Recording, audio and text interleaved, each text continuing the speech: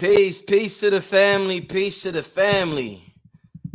As Rashad say, peace to the gods and goddesses out there, man. I say. Oh man, we got a show for you tonight, family. We got a show. The worlds have collided tonight. My world, this God's world, and we are combining our cosmic forces to bring you the most potent information out there.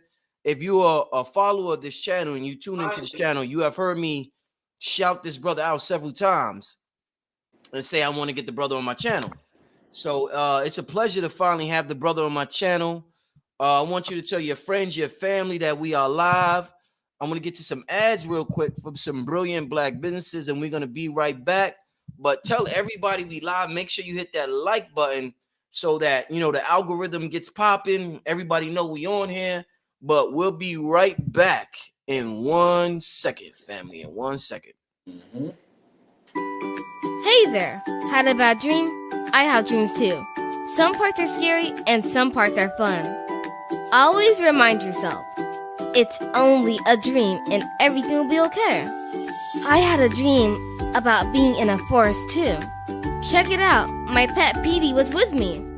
Order your copy of Kayla Petey and the Forest on Amazon today. Hey family, this is King Simon. Don't forget about getting your new motivation session at 347-496-1022. And don't forget about the Cosmic Alignment Workshop on May the 15th. Go to zenbar.org. That's zenbar.org.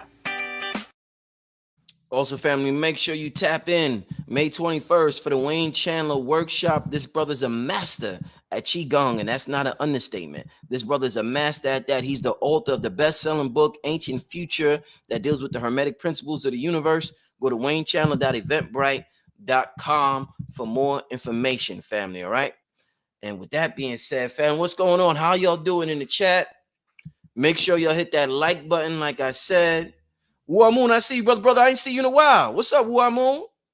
It's a long-time supporter. What's up, Wuamoon? I ain't seen you in a while. Shout out to everybody in the chat. Before we get started with the conversation, the God has to do, he has to set the energy right. So Rashad Jamal, first of all, my brother, welcome to my platform. Thank you for agreeing to come on to the platform. And without further ado, God, set it off right and set the energy and the frequency right, my brother, before we get started. First, let me say I appreciate you, God, for bringing me on your platform. I have nothing but respect for what you are doing for the planet, which is sharing the information and the messages that the ancestors are sending to us all. So I just want to say, first and foremost, I want to thank you, and I appreciate your platform and everybody in here this evening. But before we get started, you know, like I was telling God backstage, I say, hey, I know this your platform, but if it's okay with you, you don't mind if I set the correct vibratory frequency. And, you know, God behind me, he's like, yeah, God, do what you do. He watched a lot of the information in the university. So for those of you who don't know me, what I always do before I give any messages, because I channel energy, I really don't like to use other mediums other than the ancestors, because we are gods and goddesses. So all answers that we are seeking for lie within ourselves. But sound healing is the big thing. So we're actually doing a 7-week chakra cleanse on my website right now, and we actually on the brow chakra. So this particular sound bowl will help to stimulate the third eye. And because I don't want us to just discuss esoteric information, metaphysics, quantum physics, molecular biology, the different topics that we'll be going over this evening, without us being on the same vibratory frequency, it's imperative that we get there. So what I'm gonna do is we're gonna be doing 3 sets of 4. So what's 3 sets of 4? Okay. We are energy. Everything around you is energy. All right. So everything is vibration. Nothing ever is still. Everything is always becoming. I like how God mentioned the Hermetic teachings when he was just running the ad, because if you go study the Hermetic teachings, it teaches you one of the main principles of polarity, rhythm, vibration, etc. Understanding your universe. So you have north, east, south, west. We were told that these are just actual directions on the planet, when in actuality these are interdimensional realms within this realm of Atlantis that we live on, which we have been told to believe is America, right? Or the world, when you think of a world map. So we always want to send energy in the correct frequency, that north, east, south, west, and the beings that exist in those certain parts of the realm. We also like to send the vibration to the elements, water, fire, earth, air, because each phalange, each finger aligns with a particular element. These are things they don't teach us in school, because being carbonated beings, non-ether beings, we are connected to everything around us.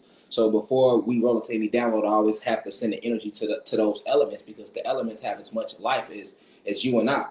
And then the last set always go to the 4 phases of matter. All right, matter makes up what you consider your physical reality, and the slowest form of matter is what we call solids, which is how you and I appear. So you have solids, and then the next vibration that's a little faster than the solids will be liquids, and the next vibration that's a little faster than the liquids will be gas, which is the spirit realms, and the next vibration that's a little faster than the gas realm will be plasma energy realms, and on and on. So plasma energy is the highest form of energy in this physical state of matter. So we always send a vibration to those 3. So that's what we're gonna do right now. All right, so we'll start first with north.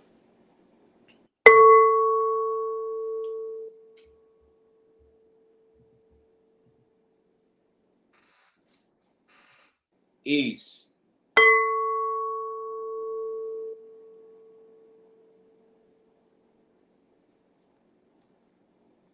West.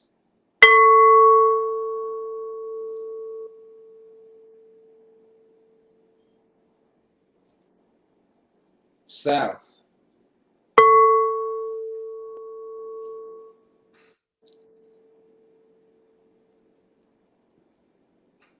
All right, now for the directions.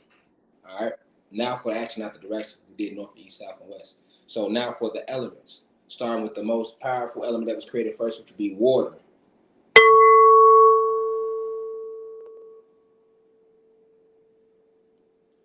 Fire.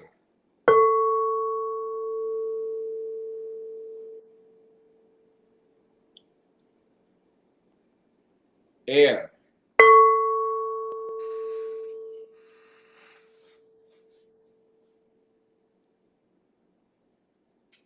And last but not least, wind.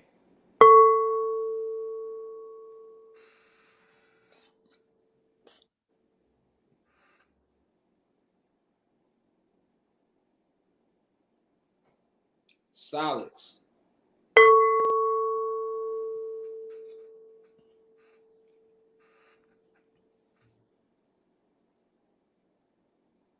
Liquids.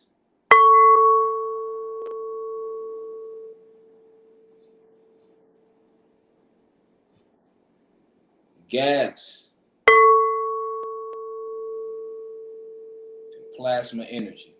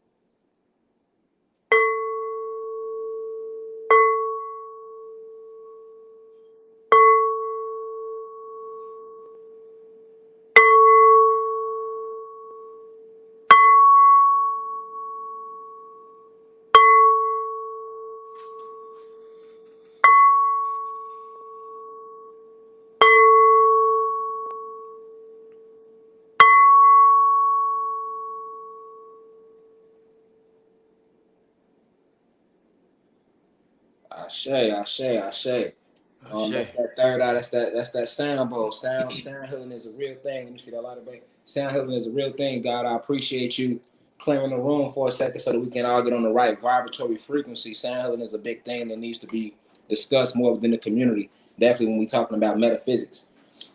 How you feeling, though, God? Talk to me. Indeed, man. Listen, I'm feeling absolutely great, my brother. I think the time that we are in, it has boosted my morale and my mood, despite everything we see going on around us. Internally, I feel great. And sometimes my ego say, nigga, you see what's going around? Why? What you doing feeling that good, nigga? And I'm like, Right. nah, because I feel good. That's why I feel. You know what I'm Right. saying? It don't matter what's going on outside. I got this inner feeling inside, and I know what that's about. The topic, my brother, I named the show tonight Serious Mysteries. I love what you talk about. I love what you present to our community. It's been so long that our community, the melanated community, could not have conversations like this because we felt like we had to focus on the white man or white supremacy. And I understand that. I totally get it. But several teachers, Dr. York, Elijah Muhammad, Dr. Delbert Blair, Bobby Hammond, Dr. Phil Valentine, decided to still talk about extraterrestrials, metaphysics, the cosmos. And because of those brothers, me and you are here today to continue that legacy. And I'm thankful for those brothers who came before us. One thing what I want to say to start the show with, my brother, is that in the melanated community, I hear so much about the Sirius. And I've heard you mention things I never heard about Sirius X. I heard about Sirius A, B, and C, but you mentioned Sirius X. Now, I used to be subscribed to Gaia because I get information from everywhere when it comes to metaphysics. And on Gaia, a lot of the other cultures, they always talk about the Palladians. So you got one culture that always talks about Palladians. Then when I come within our culture, the teachers in our cultures always talk about Sirius. So I'm like, well, then why they don't mention Sirius and why we don't talk about the Palladians? So we'll talk about that, but pretty much let's start out with that. Why is it that, I'm always hearing about Sirius, and when I go over there to get information, I'm always hearing about the Palladians. And you can say who is the Syrians and who is the Palladians, getting all of that, my brother. Well, the truth be told, I mean, when it comes to the cosmic history of your so-called Black and Latino people, that has been more than hidden from us, right? It was a documentary that came out years ago called Hidden Colors. I believe it came out with maybe 5 or 6 versions of it, but it's a great documentary for anybody that's on their journey to start with. I would recommend checking it out because it opened your mind up to a lot of things that's beyond what we've been taught, via social engineering. But when you're looking at Gaia, like I always said on my platform, all right, when you're looking at Gaia, all that is these oppressors, right? You can call them the deep state, the cabal, whatever the hell you want to call it, all right? But at the end of the day, these are the oppressors, and they have hidden all our valuable esoteric information from us. And then they come out with these little series like Gaia or the X-Files or these cartoons, right? Or these movies, the Star Wars, Star Trek, right? Guardians of the Galaxy, and on, documenting all of our history, right? And when you come over to what's us, your so-called Black and Latino people, we have been hit with Jesus. So it's hard for us to get past religion. And for those of us that do get past religion, the furthest we might get is going back to the Dogon, which is an African tribe that kind of spoke about the Nomos, which are beings that come out of the Sirius star system. But because we are so powerful, we can never know who we are. And it's not really knowing, it's remembering. Because you come here as a soul and a spirit. You sign a soul contract. So there's no such thing as birth, for example. We are cosmic beings. So I like to teach our cosmic history. You can never die because you was never born. If you are a 9 to being with a carbon, what they like to call pigmentation. All right. I just spoke about this because this all ties into Pleiadians and why we don't hear about it. I just spoke about this in a lecture I did on my website called Neuromelanin maybe 2 nights ago. And I was discussing the difference between neuromelanin and melanin. See, the oppressor, he's very tricky. Remember now, who is the oppressor? Satan. But Satan has a million names. His cosmic name is Zeus. But he's hidden behind Satan in religion. He's also Jesus in religion. Because if you understand that Satan's cosmic name is Zeus, then you can understand who Jesus is in the Bible. Because who conquered the known world that they teach you in their American history book? The Spaniards did that. So when you say the Jesus name in Spanish, you get Jesus, right? Hey, Jesus, right? No different than with the story of Yakub, Prometheus, Enki and Enlil in the Sumerian text, Odin in Norse mythology, Satan and Zeus is hidden behind so many different names all throughout history. So when we're talking about the cosmic version of ourselves, many of us had those memories bleached away from our soul via nanobot technology when we entered this realm. We entered this realm through a portal called the womb or the vagina. So we come from the cosmos. A lot of people forget to ask themselves, where were you before you were here? See what I'm saying, God? You were here, but where were you before you was here in this lifetime? This ain't your first lifetime. This isn't your first experience. You are spirit and soul. You descended down into this realm from higher forms of energy. So you had to descend down to the lowest vibration to even manifest into this physical realm, which we call a physical body. Right. Okay. Now, once you manifest in this realm, you manifest through the vagina. This is why a lot of people be believing that we're taught in school, because they got us thinking we're all one human race, right? That's what the oppressors did to us. We're all one human race. So you're taught in school that for 9 months, the mom is pregnant with this baby. But for those 9 months, it's nothing but a vessel inside of her womb. The spirit and soul doesn't enter the womb to the moment before the water breaks. Once the spirit and soul enters the actual vessel that the mother has been housing with her avatar, her body, then her water breaks and out comes this baby. So it's the fact that we have been cut off from that cosmic version of who we are, the essence of us when Source created us. And that part of us we have in our DNA, which we don't even have DNA because we are 9 ether beings with neuromelanin. We have DEA, which is deoxyetheric acid. And you can't even look it up. You can't even Google it, because if you Google DEA, they go tell you Drug Enforcement Agency. You see what I'm saying? They got all these gates and loopholes there for you if you ever even begin to peek just a little bit into the metaphysical you.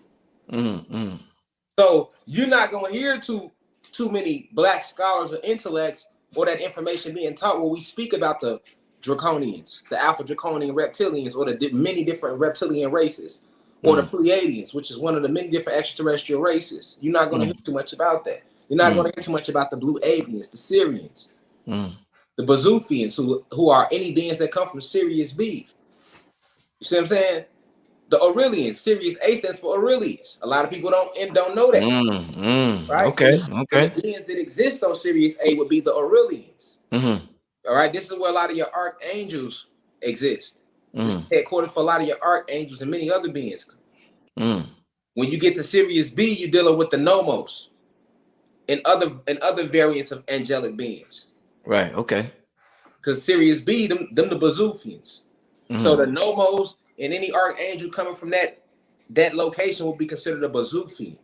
No different than over here in this country, how they call us African Americans and Latinos, but everybody would still be considered Americans, right? They get that whole breakdown from the cosmos, as above, so below. So when you see them having the police, we have that in the cosmos. We have police in the cosmos, but they're righteous. We have, like they have court down here, we have court in the cosmos, but it's a righteous court. You know, it's literally as above, so below, for real. So when you're dealing with Sirius C, you're talking about that's Chronos. And the Chronophians, any beings that exist on Sirius C. This is where a lot of your Pleiadians were first created. Pleiadians, reptilians. Most of these beings all originate from Sirius C, B, or A.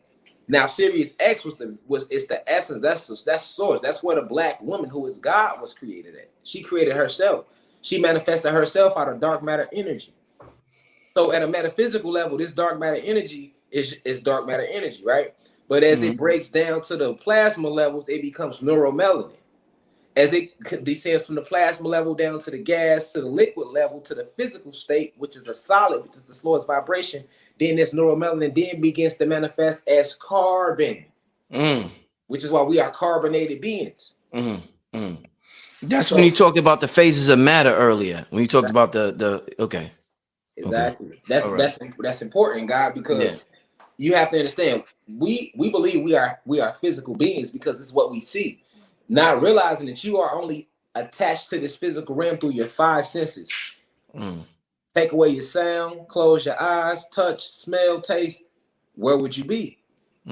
You would be in the center of the universe, which is where you really are the whole entire time. When you come here, this is an experience. This is an experience. This is why it's called light code lockdown. Because they have figured out a way to manipulate our energy. Remember, what are we? We are not these. We got to get past this skin.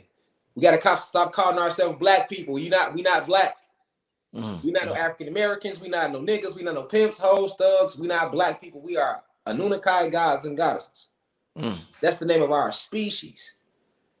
And why are we that? Because we are the center of creation. If you want to call her the black woman, you can call her that. But she manifested herself out of dark matter energy. And after she created herself out of dark matter energy, because what is dark matter energy? Let's break down what dark matter energy is first off. Dark matter energy is what science fear. They call it antimatter. Okay, what is matter? Matter is everything around you that you can see in this physical. These are all forms of matter, right? This is what science teaches us. So what is antimatter? Anything that defies the laws of matter. Dark matter energy is so strong and it's so intelligent, it defies the laws of what they consider matter, which is why they call it antimatter and the most dangerous property in the multiverse. The movie Venom was all about the neuromelanin, or the dark matter energy, or what they call in science antimatter. Now, we see these pigmentations and we think nothing of them. Oh, I'm just black.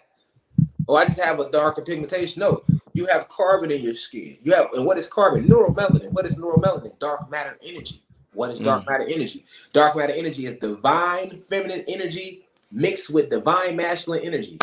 They came together to make dark matter energy. The divine feminine energy was first. Then, out of the divine feminine energy, the divine masculine energy was created. The divine masculine energy is what gives dark matter energy its color. This is what makes it dark, because divine masculine energy is aggressive. Feminine energy is, so they teach us that feminine energy should be receptive and that masculine energy gives the directions. But in the balance of the cosmos, it's the opposite.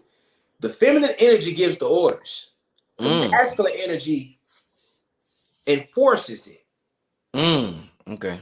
So when you got divine feminine energy meets divine masculine energy together, they met to create this dark matter energy. This is why it's so intelligent. It's an intelligence, and they kind of mimic that when they showing you the Venom movie and the suit having its intelligence before it latched on to Spider-Man, right? Right, it had its own form of intelligence. All right, now out of that dark matter energy, this is where you get your first black woman / what we call Latino woman, because the black and Latino woman is the same individual.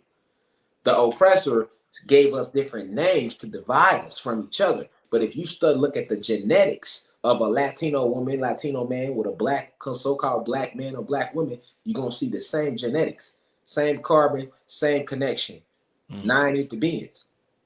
So she created what out of that dark matter energy, you get this divine black goddess, if you want to call her that, the first Anunnaki goddess, who holds what they call the Eve gene, right? Or the meta gene, right? Because they consider us to be meta humans. This is why Facebook renamed itself from Facebook to Meta, right? Because the frequency rise and the planet coming back to the original aboriginal beings, which is us, your so-called black and Latino people.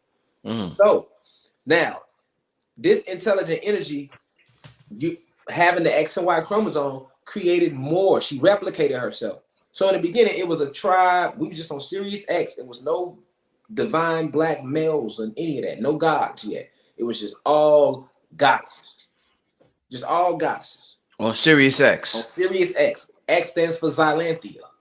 This is where we from. We was on Sirius X. It was no Sirius A, B, C, no Earth, no nothing yet. In the beginning, it was just dark matter energy. There was no Saturn, no Mars, no planets, nothing. The planets. No universe. I'm taking you back. Primordial energies. Before there was time. Because see, our souls remember this. It's just when we talk on these frequencies, that's what these bowls is for.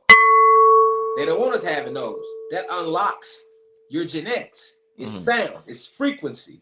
Mm-hmm. When we talk on this frequency, you'll begin to remember, because I'm not saying nothing that you don't know or anybody watching right now. That's why I always say, remember who you are.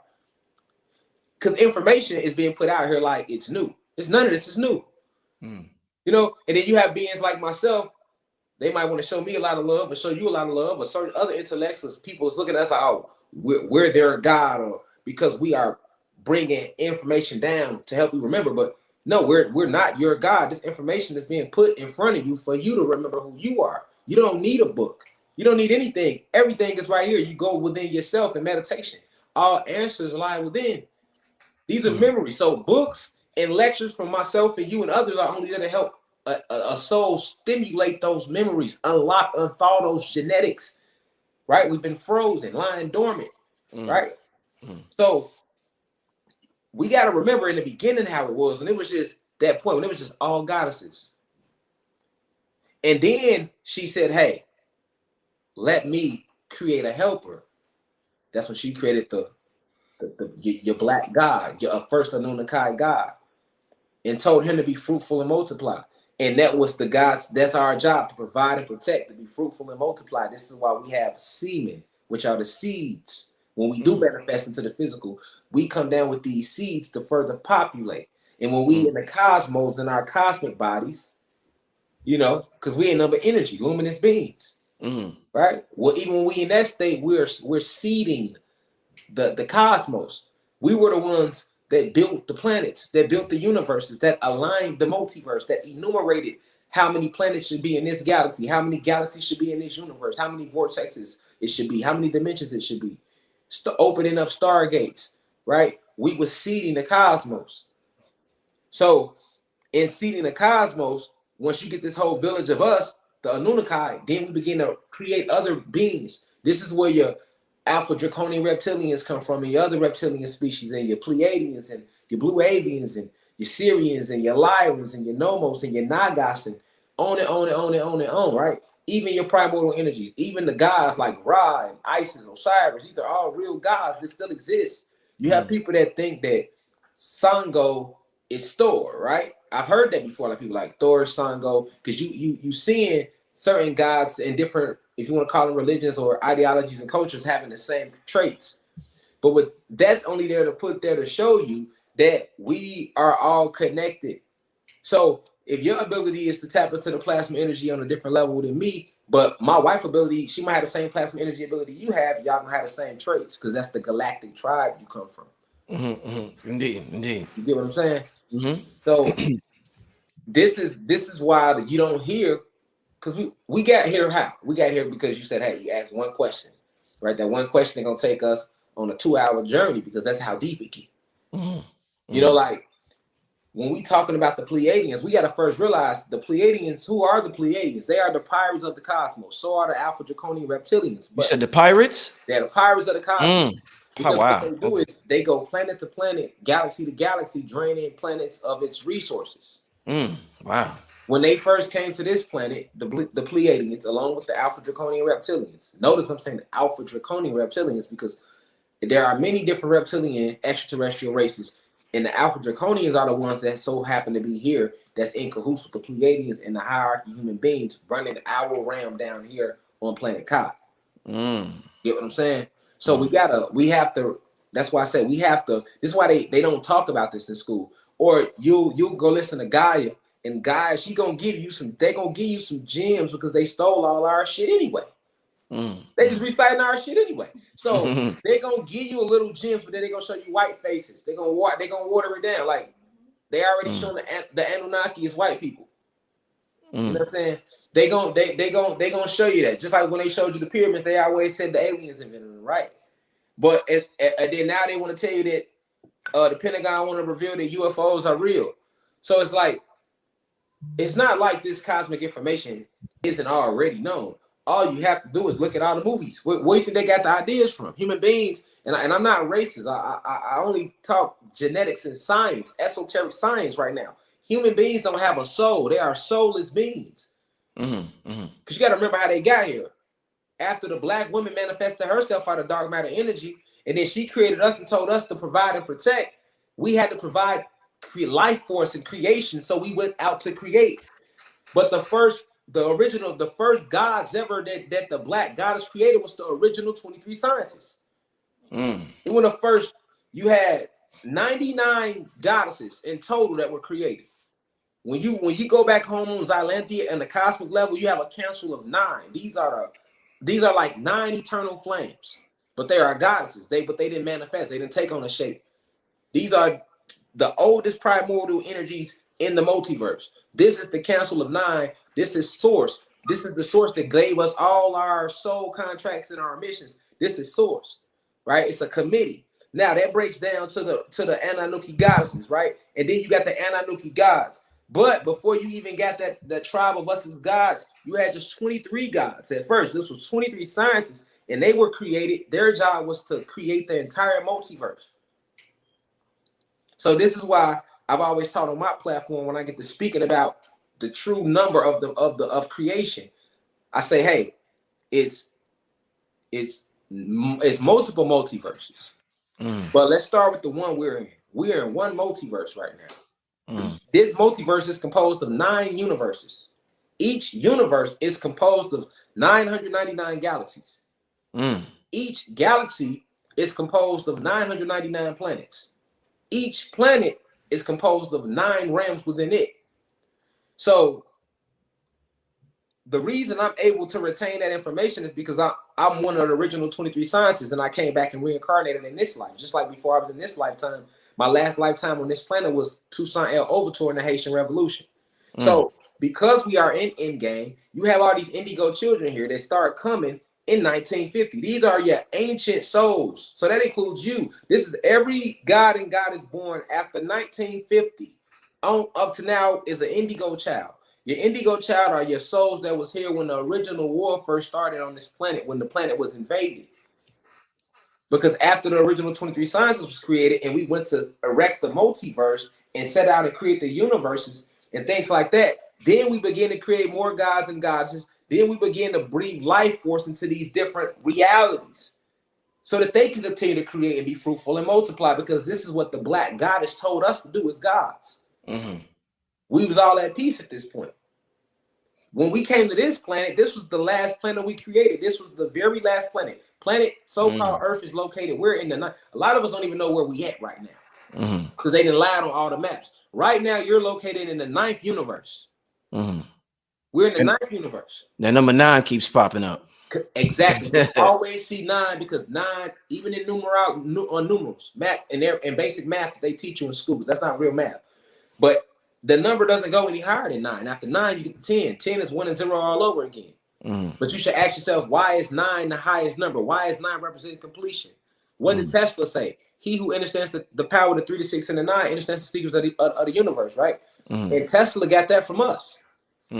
That was true. That's why they did what they did to Tesla, his own people, when they seen what he was trying to get, what he was touching into. So you're going to realize that, yes, it goes no higher than 9, and you're going to see 9 in everything we do because we are 9 ether beings. You're going to see that even down to the follicles, even down to your ether, even your DEA series. We have 9 DEA series. Yeah, we do. Right? They have 6. It takes us 9 ethers to get here. There's no such thing as time and space. I always tell people, time was a spell created by Zeus, by the oppressors. Who was that? Oh, there's only one oppressor here on this planet. It's not nobody else, black or Latino, and then it's not even the regular white people that go to work. They just, a lot of them is clones and pawns, Mach 5 synthetic robots, or just being put there, being used for us to crash out on. The individuals that's running the planet is the original 13 families. Those are the human beings, and they are in cahoots with the Alpha Draconian reptilians and the Pleiades. These two come together to form your shadow government, your cabal, your Illuminati. This who running the world, your royal family. You know what I'm saying? This is who running this part of what we consider to be the world. This is who gave us the maps telling us that, hey, this is only the world. It's 7 continents. When this is not our world. This world is composed of 9 other realms. We are on Atlantis right now, but they got motherfuckers thinking we on Earth. We on Atlantis right now. Niggas out, man, we on Earth, y'all. You see what I'm saying? People, we on Earth, we human, y'all. We not human. See what I'm saying? We are gods and goddesses. That's not just a saying. That's a genetic thing. We are carbonated beings, and carbon is the basis from which all life in this physical world forms from. We are connected to the plants. We give life to the sun. We created the crystals. We used to have huge crystal towers that graced our entire realm. We had giant trees. Now they call them mountains. We never had mountains. Those are trees that they cut down, and now they're teaching you that they mountains. You know what I'm saying? Those are, when you look into these, they're not even our trees. Those are 30-millimeter bushes. But they taught you there was trees. Just like them are not stars in the sky. You're looking at universes and planets.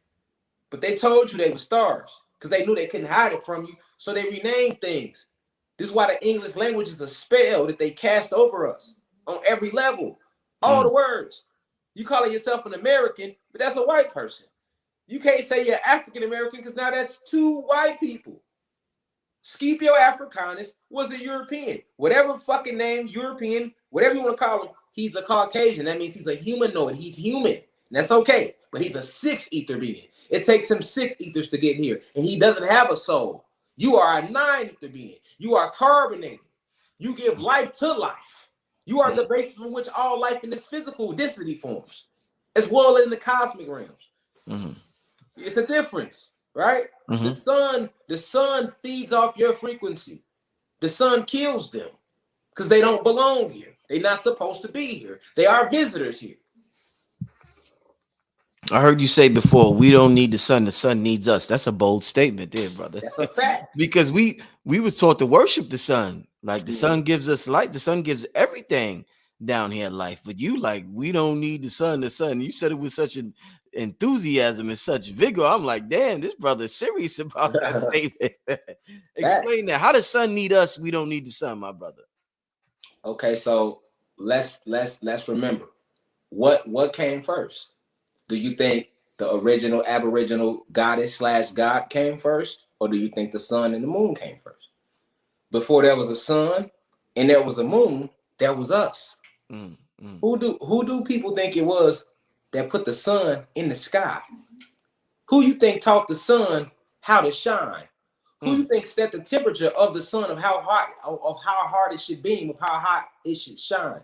Who you think gave the sun its orbitatory path to orbit around like in clockwork fashion around the realm? We did that. We do that.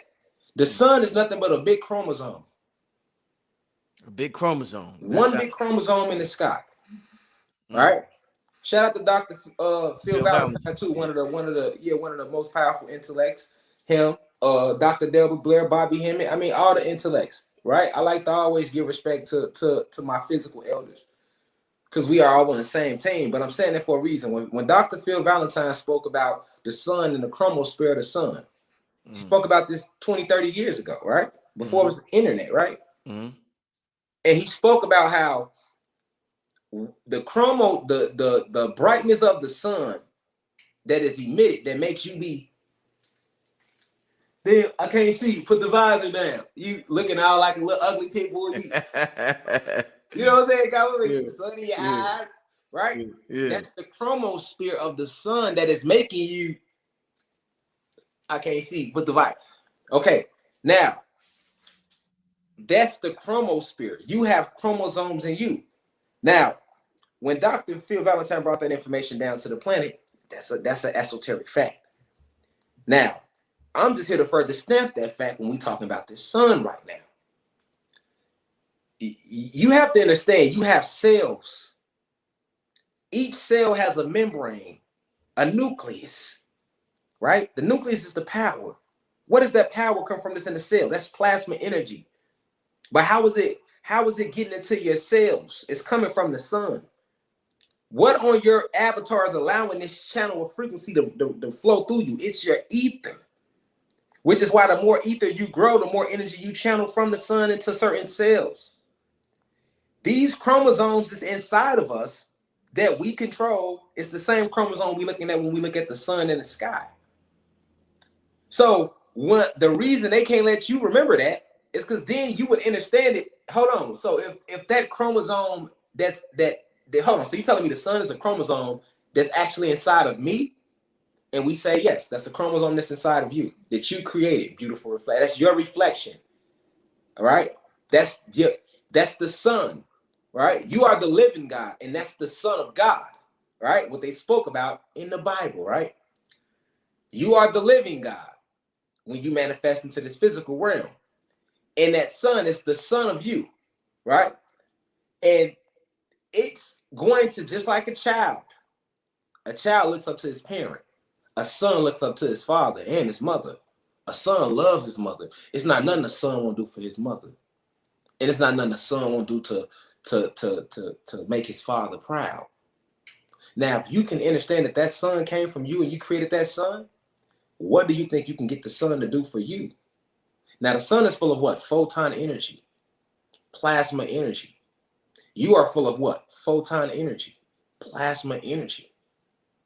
When you're in that sun is actually burning off all toxins that has been put in you through the food that they have given you, through the programming they have pushed into your pineal with selenium that they have fired at you through these flat screen TVs and these cell phone monitors. Each one has a chemical behind it called selenium. That's why your phone has the little, it don't just have one camera lens. You got the camera lens for you. You got the one for the oppressors who's watching us at all times, and you got the one for that selenium. Same thing with your flat screen TVs is in your home. Okay? These are all weapons that are being aimed at you to keep your vibration low, because you are the life giver to the sun. When they told us to praise the sun, you had a sun god named Ra. But if they was to ever show you how Ra looked, how you think Ra looked when he was in the physical?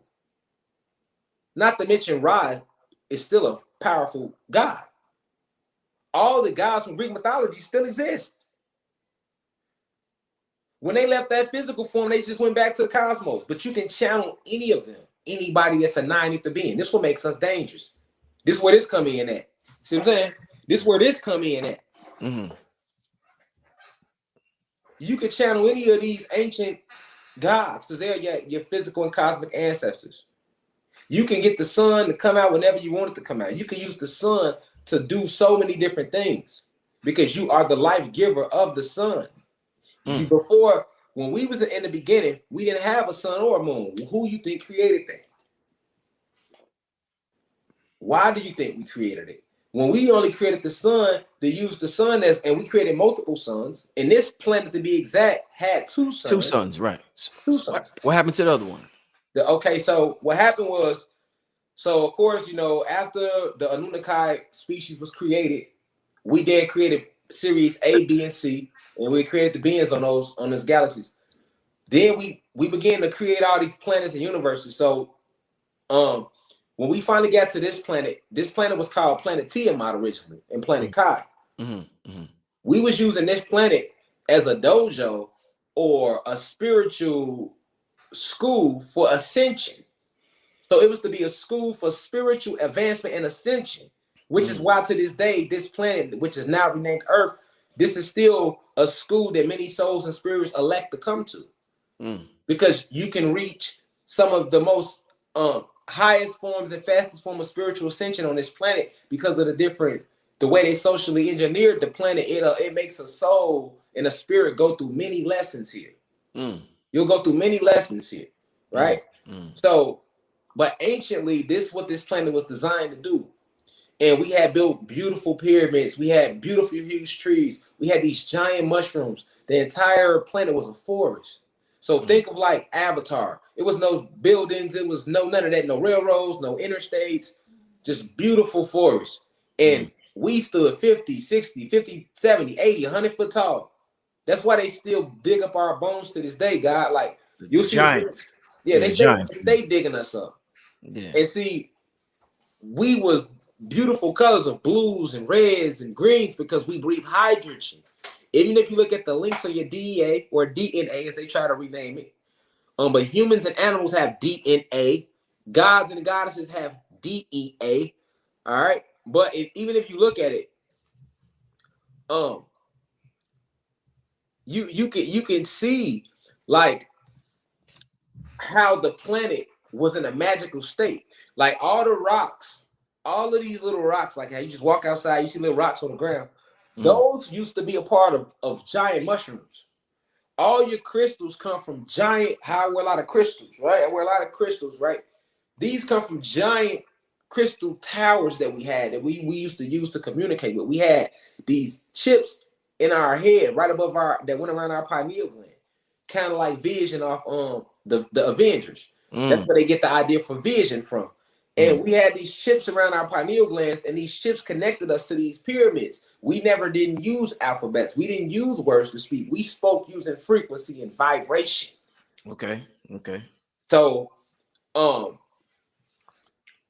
when we was in this state,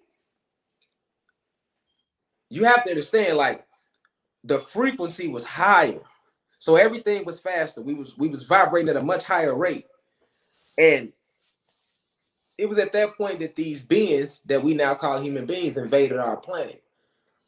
When they invaded our planet, they already knew what they was looking for. This is what a movie Star Wars and Star Trek. You talking about the Alpha Draconians right now? Yeah, I'm talking about the Alpha Draconians, the Pleiadians, and the human beings. Okay. So the human beings, remember the original 13 families. Who are the original 13 families? These are the Israelites. This is why when the gods and goddesses go on their spiritual journey, black people, right? When they get to the Hebrew, the first thing we stop at is Hebrew Israelite. I'm not religious no more, but I went deep. I found out I'm a Hebrew Israelite. But in the actuality, we are not Hebrew Israelites neither. You know, the Israelites are human beings. Israelites come from the term Israel. What was Israel's name before it was Israel? His name was Jacob, right? In the Bible, he was Jacob, and then he wrestled with an angel and he became Israel. All right, so that basically means the angel kicked his ass, right? Because if his name changed to Israel, I mean, he couldn't have won the fight. If you get into a tussle and you change your whole motherfucking name, I'm gonna feel like you must get your ass. Yeah, facts. I mean, we gotta look past the line. Facts. Okay, so he was Jacob, and Jacob changed his name to Israel after wrestling with an angel. All right, so now to show you who the Israelites are, these are Satan's people.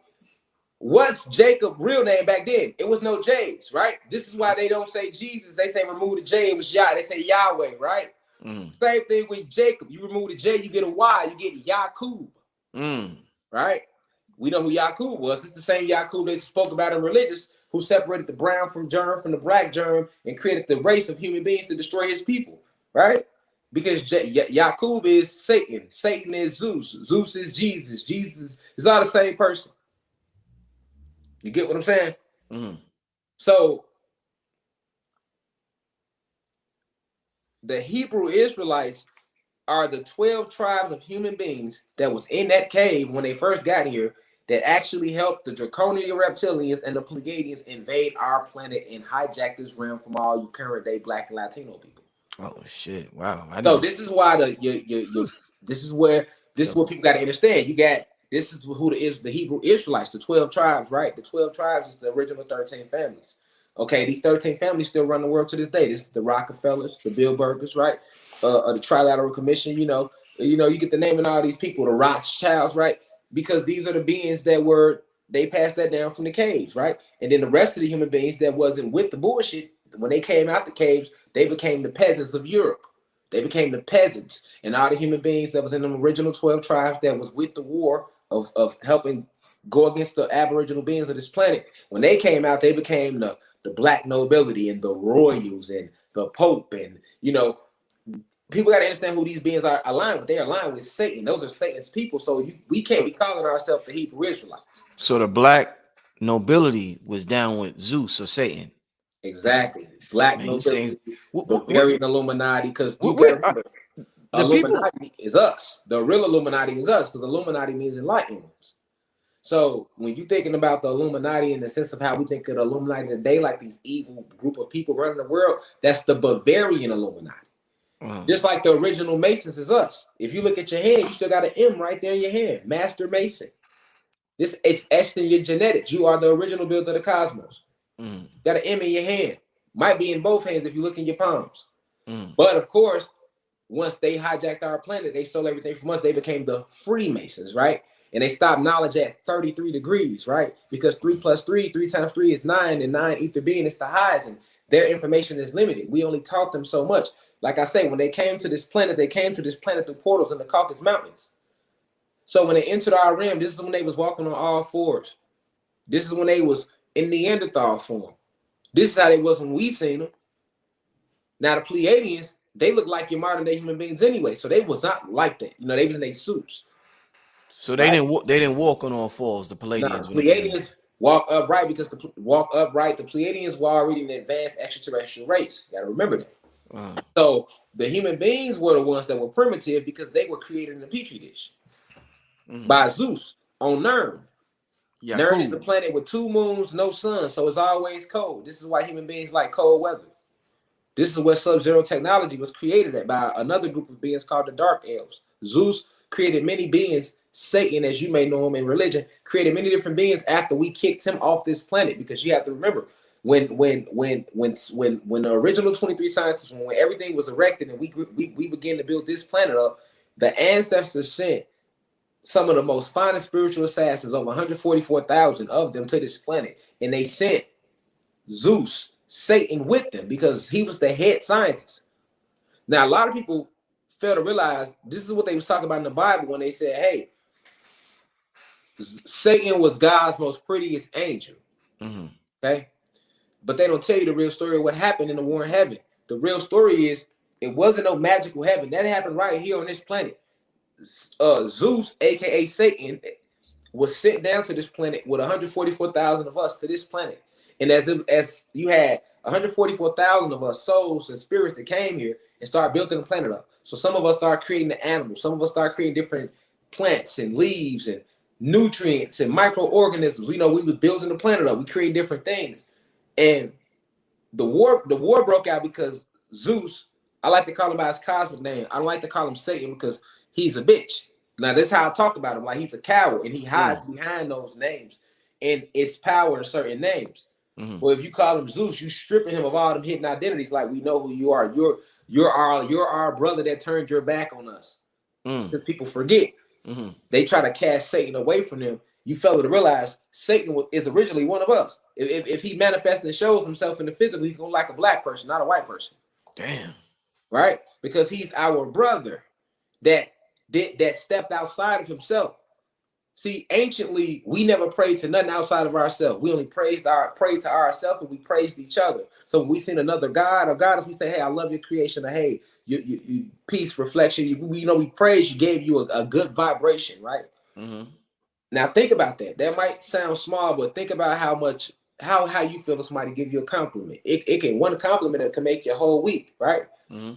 Imagine people just complimenting you everywhere you went. You would be so high just off those compliments. That's the power of praise. That's what true prayer meant. But of course, they manipulated everything and contorted us to just be praying on our knees and closing our eyes and shutting down our metaphysical self and praying to this white God that doesn't exist. So you got to understand, like, that Zeus, Satan, when he came to this planet, because he was the head scientist, he was cocky. He was basically cocky. Like, man, I will do what the fuck I want to do. I'm not on headquarters, so y'all can't tell me shit. I'm the highest ranking one on this new planet. I'm gonna do what the fuck I want to do. So what did Zeus/Satan start doing? He started going to different gods and goddesses and killing their creations. Okay, so say you created the wolf. He went and killed the wolf, and now he's operating on the wolf, trying to work on his creation. And he did that with a couple of different gods and goddesses creations till it got to the point where like all the gods and goddesses came together and motherfuckers ain't want him on the planet no more. It was like motherfuckers came together like, look, bro, you gotta go before we beat your ass. You ain't finna keep, I gotta break it down in lamest terms. Like, we gotta think as above, so below. Like, we gotta get out of this mystical mindset. No, as above, so below. You had duality then, you had it now. Ain't nothing new really under this motherfucking sun. It was literally like that. Imagine a science fair. You got a project you got to work on to create something. I got to create. So here we all got to create something because we trying to pass this class. Okay, 144,000 of us come down here. We all got a job to do. We like, all right, we got to build this motherfucker up because the ancestors say this is what they want. Right? But one of our brothers, he want to, after you done worked hard on your creation, now he want to slide up kill your cow, slide up, kill her giraffe, slide up, cut her shrooms down. We hold on, who doing this? You know, once we finally came together and realized what was going on, just like it would have now, motherfuckers came together and huddled about it. Like, hold on, bro, your shit came up missing too. Your shit came up. I thought it was just me. So nobody wanted to come to Zeus because he's Zeus. Remember, one of God's most prettiest angels. So that status he still had of Zeus, the head scientist, like the goddesses created him first. He was the first masculine energy ever created. Yeah. This is why he's so powerful. This is why Zeus, Satan, know you like the back of his goddamn hand. He created the genetic designs for the avatars for this planet. So this is why he know everything about you. You be trying to figure out why it's so hard to get say not my life. He know everything. He's the original, the head of the original 23 scientists. He's the architect of the avatars, you say? Yeah, of our physical bodies. You know what I'm saying? Yeah. Because the original 23 scientists, you got to think it was still goddesses and gods. Their souls hadn't been even created yet. And they came after the original 23 scientists. So when you're dealing with Zeus, Satan, you're dealing with an ancient soul that played a major part in designing this shit for the goddesses. You know what I'm saying? You playing with the architect of life as you know it, and you wondering why the fuck he's so good at getting to you.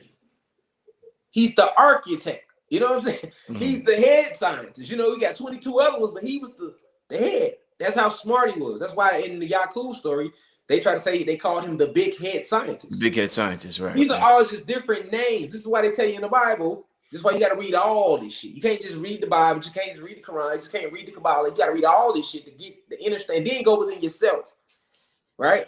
It's nothing but him hiding behind all these different names. And this is why they told you in the Bible, his greatest trick was fooling the whole world that he didn't exist.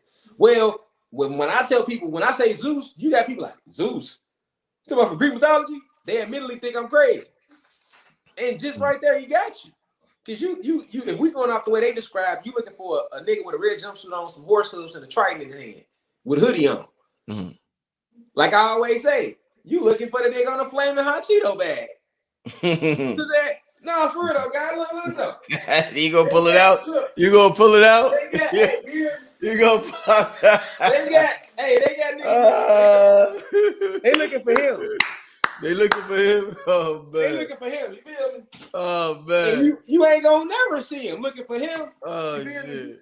He gonna look just like me and you because he's a carbonated being. He's a neuromelanated being. So if he does manifest down into the physical, he has to have carbon. Right? Oh, so like this is the true heaven hell story, right? Like we on the planet and it's all over. It's this beef starting to build because he cocky like, man, I'm head scientist. Y'all can't tell me shit. And you know, we like, nigga, what you mean we can't tell you shit? You ain't never finna do what you just want to do. So it's all this arguing going on. What happens is because we going back and forth, we had never done it amongst each other, so that we starting to emit negative or low frequency. Immediately back home on Xylanthia, they can peep that frequency, so they channel everybody back. They basically beam everybody back to Xylanthia to see what's going on down on Kai. What's going on? Why is this big disagreement? So you got all these gods and goddesses that we telling our side like, hey, we feel like he don't need to be down here because he doing this and that. And then, you know, he's Zeus. He's Satan. He the head scientist. He's God's most prettiest angel. So he got that cockiness. He, man, you know, when they created me first, I'm in good with him. I helped build all these shit. You ain't gonna, you know, he got that cockiness. He trying to go around and he said, because the law of the cosmos is that a soul can create. This is the law. The free will and that you are to create. Right? So that was his argument. So it basically turned into like a court situation. And I've always told the same story. And I'll be like, you got people that don't want to believe it. But when we talk about that war that happened in heaven and hell, in the Bible, they didn't tell you shit. They just said a war broke out in heaven and he took a third. And that's that. They don't give you no details about shit. You don't know what the fuck really happened. You don't even know what the beef was about. Like, what was it really about? You know what I'm saying? So it really was about what I'm telling you it was about. Like, it was this back and forth because, see, he was already trying to create the human being race. And he was trying to use animals. And if you know how the human beings was created, he eventually created them with the animals. So when we in our cosmic court situation with them, go back and forth, basically the elders came to the agreement like, listen, okay, well, Satan, Zeus, you just leave Kai and do, and that way you can go create your own planet and go do your own thing. And then all the gods and goddesses that we sent y'all down to Kai, y'all keep building Kai up. That way everybody happy. Or so we thought. So everybody like, okay, cool. We being back down here to planet Kai. We good. You know, we back on our duty. This nigga got to pack up his shit and leave. He should be good too. So everybody cool. He don't want to go nowhere. You know what I'm saying? Like, he basically don't want to leave. It's like, okay, they told you to leave. You still trying to act like you got to pack and you got to double back and get t-shirts and shit. Get your bitch ass off the planet. Like, that's the energy we was on. So, you know, he ain't on that energy. And long story short, it turns into like another argument where you got to go. They told you had to go. He ain't trying to hear shit. We get to fighting. So when we get to fighting, I'm breaking it down in layman's terms so everybody can grab. Because I can use a bunch of big words and motherfuckers will be lost out there. Now, I want everybody to understand like it was a family feud. We get to beating his ass, stumping all type of teeth out of him, you feel me? And other gods and goddesses that was there jumped in the fight. It's literally because you remember, we all won anyway. So even though we felt the way about Zeus and what he was doing, like any community, God, if we all live in a community, I could be doing the most foul shit, but I'm gonna still have that group of people that's gonna fuck with me. That's gonna be like, nah, y'all ain't finna jump on him though. Right? Same thing with Zeus. He the head scientist, so you know he got all the cloud as they call it today. He super clouded in the cosmos, so you know how that was. There was people that was like, okay, well, this Zeus, you know, this their favorite type shit. We're gonna ride with him. That's how he was so able to get so many to turn against the gods. You got to think about that. If they told you even in religion, he took a third with him, you have to think about that. Like, hold on, what type of power he had that he was able to get motherfuckers to go against God, right? Because if you don't know this cosmic history, you'll know the religious version. So in the religious version, Jesus is basically God. And basically, goddamn it, they say Satan went against him. He didn't want to bow down to him. He took a third. So you gotta really sit like, hold on. He gotta have some type of clout and power for motherfuckers to go against the creator for him. That's because he made people feel like he was the creator. Remember, the goddesses designed, they chose the gods to create everything. So if he does the head scientist, that's how he looked at among certain people or certain gods and goddesses. Even though he wasn't the divine elder, you still got people that was like, okay, we know the elders made him, but shit, he the one that it was his idea to do all this and everything else. So he was able to get so many to turn against us, the essence, which is the Ananuki, the Anunnaki, what we stood for, which is peace, positive energy, I was create elevation, unity. We pray to ourselves. We about nature. We with nature. Satan, Zeus is against nature. So he did unnatural things. And he like, you know what? I'm going to go against nature. I don't want to pray to myself no more. I want somebody to pray to me. That's what made him create the human being race. He literally created the human beings race so that they can praise his ass. Facts. Because he began to get into himself. This is where that jealousy energy came from and pride, right? But Rashad, they end up hating people that look like him, though. Yeah, exactly. You feel me? Yeah. So it's like once that happened, now you got this whole war that broke out right here on this planet. It happened. Yeah. That war in heaven happened right here on this planet. And when that happened, it was a war, a true cosmic war. And what happened was they ended up getting their ass whipped off the planet. So when they telling you like, he was cast out, he wasn't cast out of shit. We whipped his ass. You know what I'm saying? All him and everybody that rode with him, all the way to a whole nother universe. Like that's how they end up in the sixth universe. And that's when he created a planet called Nern. And on Nern, he finished doing his experiment, which is to create the human being race. On Nern, that's when he used the dog, the wolf. He used the wolf, the lemur, the pig, and the snub-nosed monkey to create the human being race in one drop of our blood. That's what he used. Where are you? So he created the human being on planet Nern. Where most of the people watching want to know, where are you getting this information? Because a lot of us have not heard of this level of information before. Right.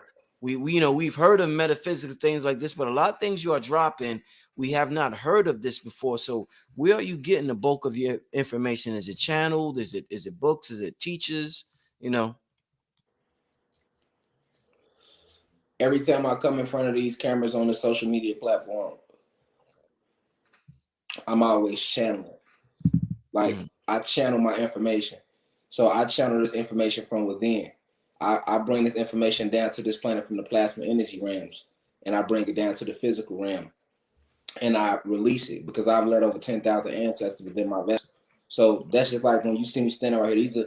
This is like just a physical replication of some of my spiritual protection and my ancestors that are with me. You know what I'm saying? Like I don't just have this here in this candle burning for no reason. But we have been lied to about magic. So we don't understand that. But a person that understands magic, and if they understand a little bit of that, then they'll understand what's going on right now, or why we got this frequency bulb, why I hit it a certain amount of times. I hit it 9 times to be exact, but nobody probably counted that. I'm using a certain color, but nobody's probably paying attention to that. I'm using certain things. I have on certain crystals. I have on a certain number of crystals, but nobody's probably paying attention to that. I have a certain set, a certain color on this wrist that's completely different from this wrist, but nobody's paying attention to that. So Talk to him. it's metaphysical. You know, it's me connecting to self. It's me connecting to the essence of source. And what I always tell people is like, don't even worry about where I'm getting it from. Get the message and see if it resonates with your soul. If it don't resonate with your soul, then don't listen to it. Don't believe it. Don't believe it just because I'm saying it. You know what I'm saying? But I like for people to. We've heard so many different perspectives, right? We've heard, and like I always say, we don't even know nothing about the shit they taught us about what they told us, and we don't even think. I wish we was that more critical, God, of what these white crackers told us. You see what I'm saying? Like when they sit there and told us like Jesus walked on water, I ain't never seen one black person say, but I ain't never seen a nigga walk on water.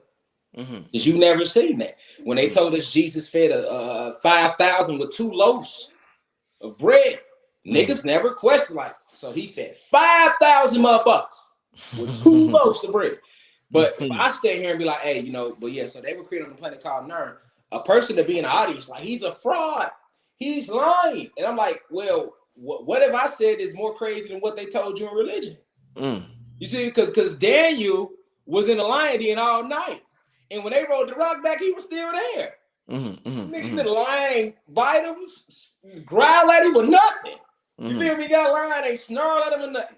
So it's like, you know, it's like that's why it's called like when the student is ready, the teacher will appear. Like what I'm saying, a person shouldn't hear from everybody else. Because then I'm not a true divinely sent teacher. I should say some things to make you be like, what the fuck he just said? If I'm not saying that, then why am I in front of you right now? Bobby Hemmett made me feel like that when I first heard him. I'm like, yeah, what the fuck is he talking about? I'm like, you gotta feel like that. That's how you know it's some real, it's a download. You supposed like, what the fuck? Because it's the rabbit hole. So I mean, for how far you go down the rabbit hole, at certain points going down that hole, you're gonna run across some shards, some glass, and rub an elbow and cut your elbow. Oh shit, whoa, something just fucked me up. They got took this bitch shit out of me. They got mosquitoes down here. You know what I'm saying? The whole time, that's that moment where you feel like I got this life thing figured out, and then you hear something else and it take you deeper. You be like, okay. It's really another level of information, and it really is. Like I say, I couldn't flow through it like that. And those is in my university, is on my channel.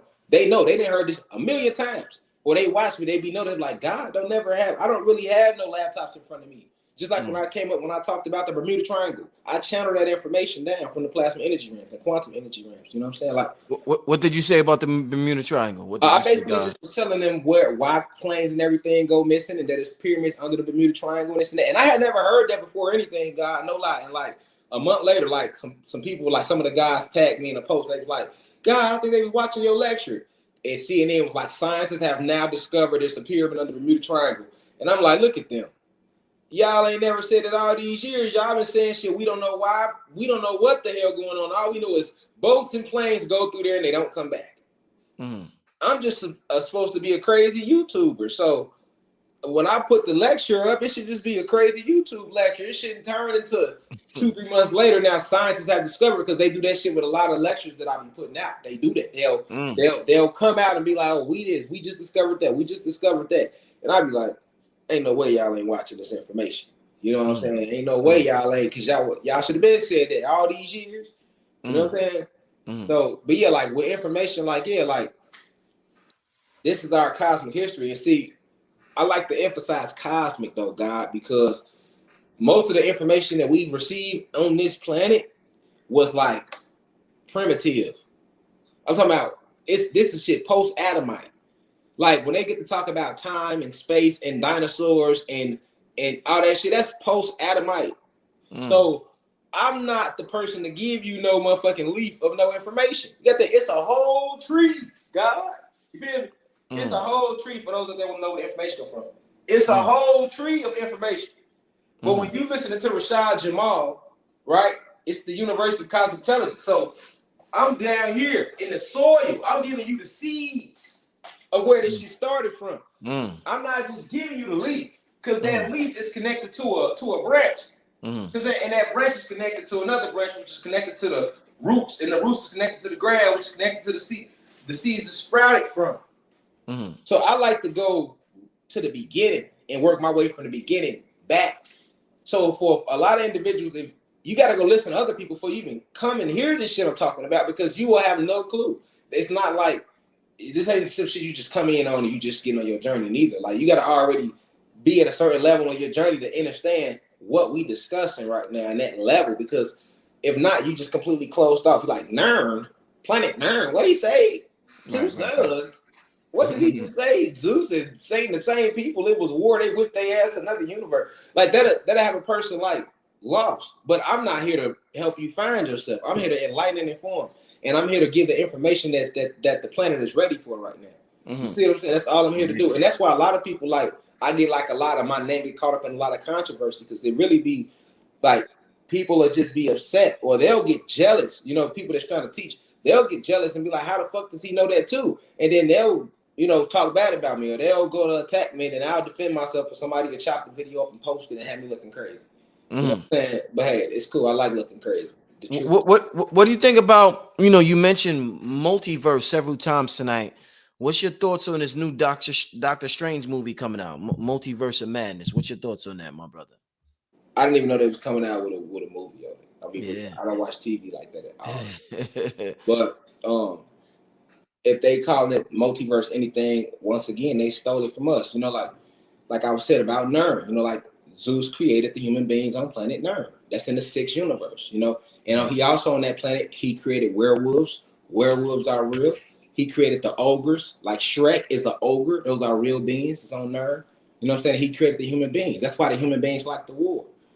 So if they're coming out with a movie called Multiverse, they're only coming out with these movies and these titles based upon the same thing we sitting here discussing right now. Well, when you see Doctor Strange, he be hitting you with the Movies. the movies. Why does that make sense? Why is that an effective tool in terms of our spirituality, since you deal with a lot of energy work? Why is that so effective? The mudras. Yeah, I mean, I make that public. I'm a practitioner of all forms of all the arts.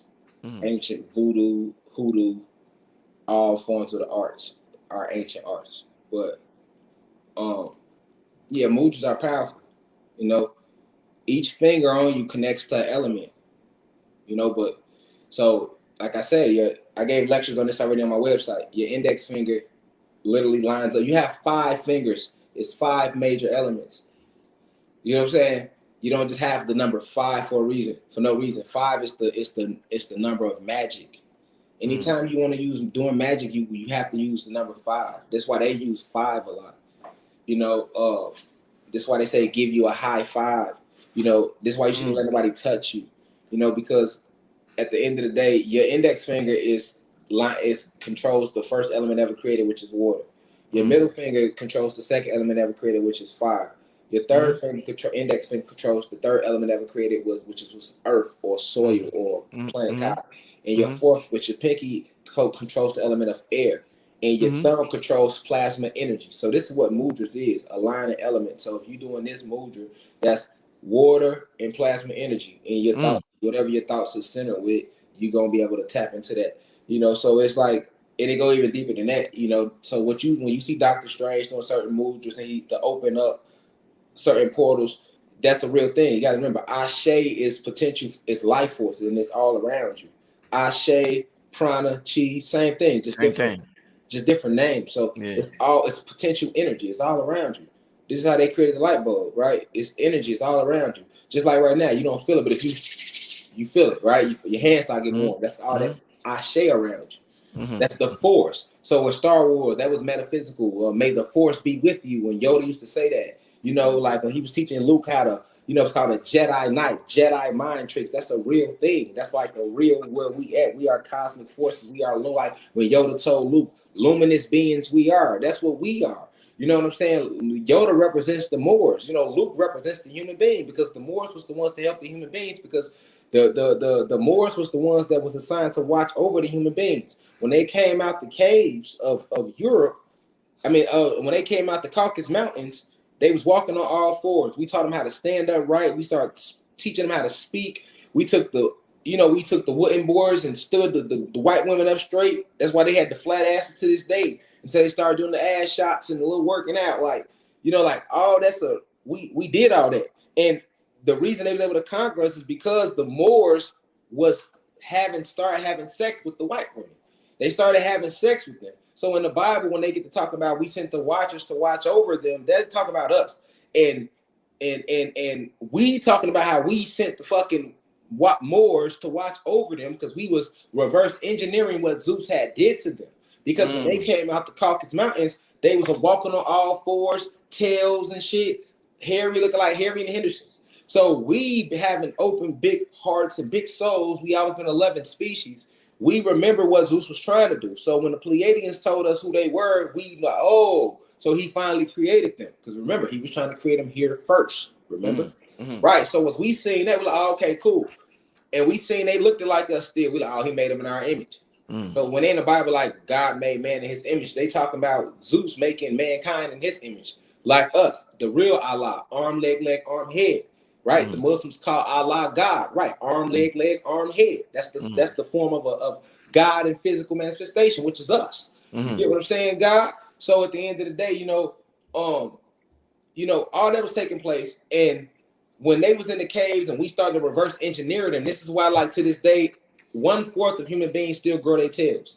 If you Google human beings growing tails, they're gonna tell you 1/4 of human beings still grow their tails. You will never see a black or Latino person grow a motherfucking tail a day in your life. We are two different species.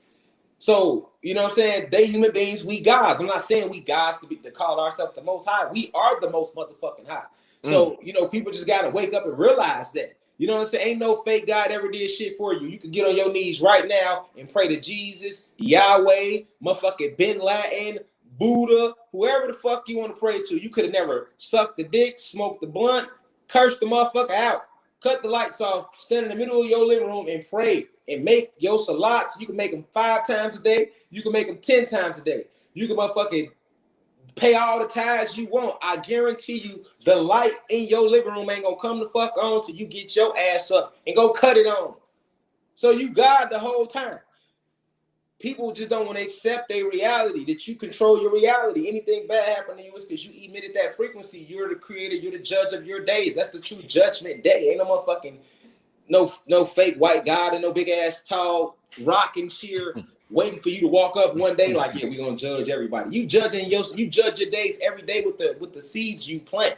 King, God, goddess, you know what I'm saying? So they don't want you to know that. They want you to wait on the heaven after here so that you don't be creating your shit now. So at the end of the day, like, you know, like these oppressors was able to trick these black gods, which was the Moors, into the enchantment. So when they was watching and they started having sex with these white women after we started doing the reverse engineering and they started pillow talking, they started teaching them our enchantments, our spells, and that's what fucked us up. Once they taught us our enchantments, once they taught them the enchantments and the spells and all our magic, they took that and they taught them the access codes to our Merkaba. Because you have a Merkaba around you, which is the 6-point star and where it comes from. That's all a part of sacred geometry. But you also have a galactic Merkaba that we were using, and we had 2 suns. And they used that Merkaba to blow one of our suns out of the atmosphere. They couldn't blow it up, but it just pushed it out the atmosphere. So it left us with 1 sun. And that ushered in nightfall because we had 2 suns orbiting at all times.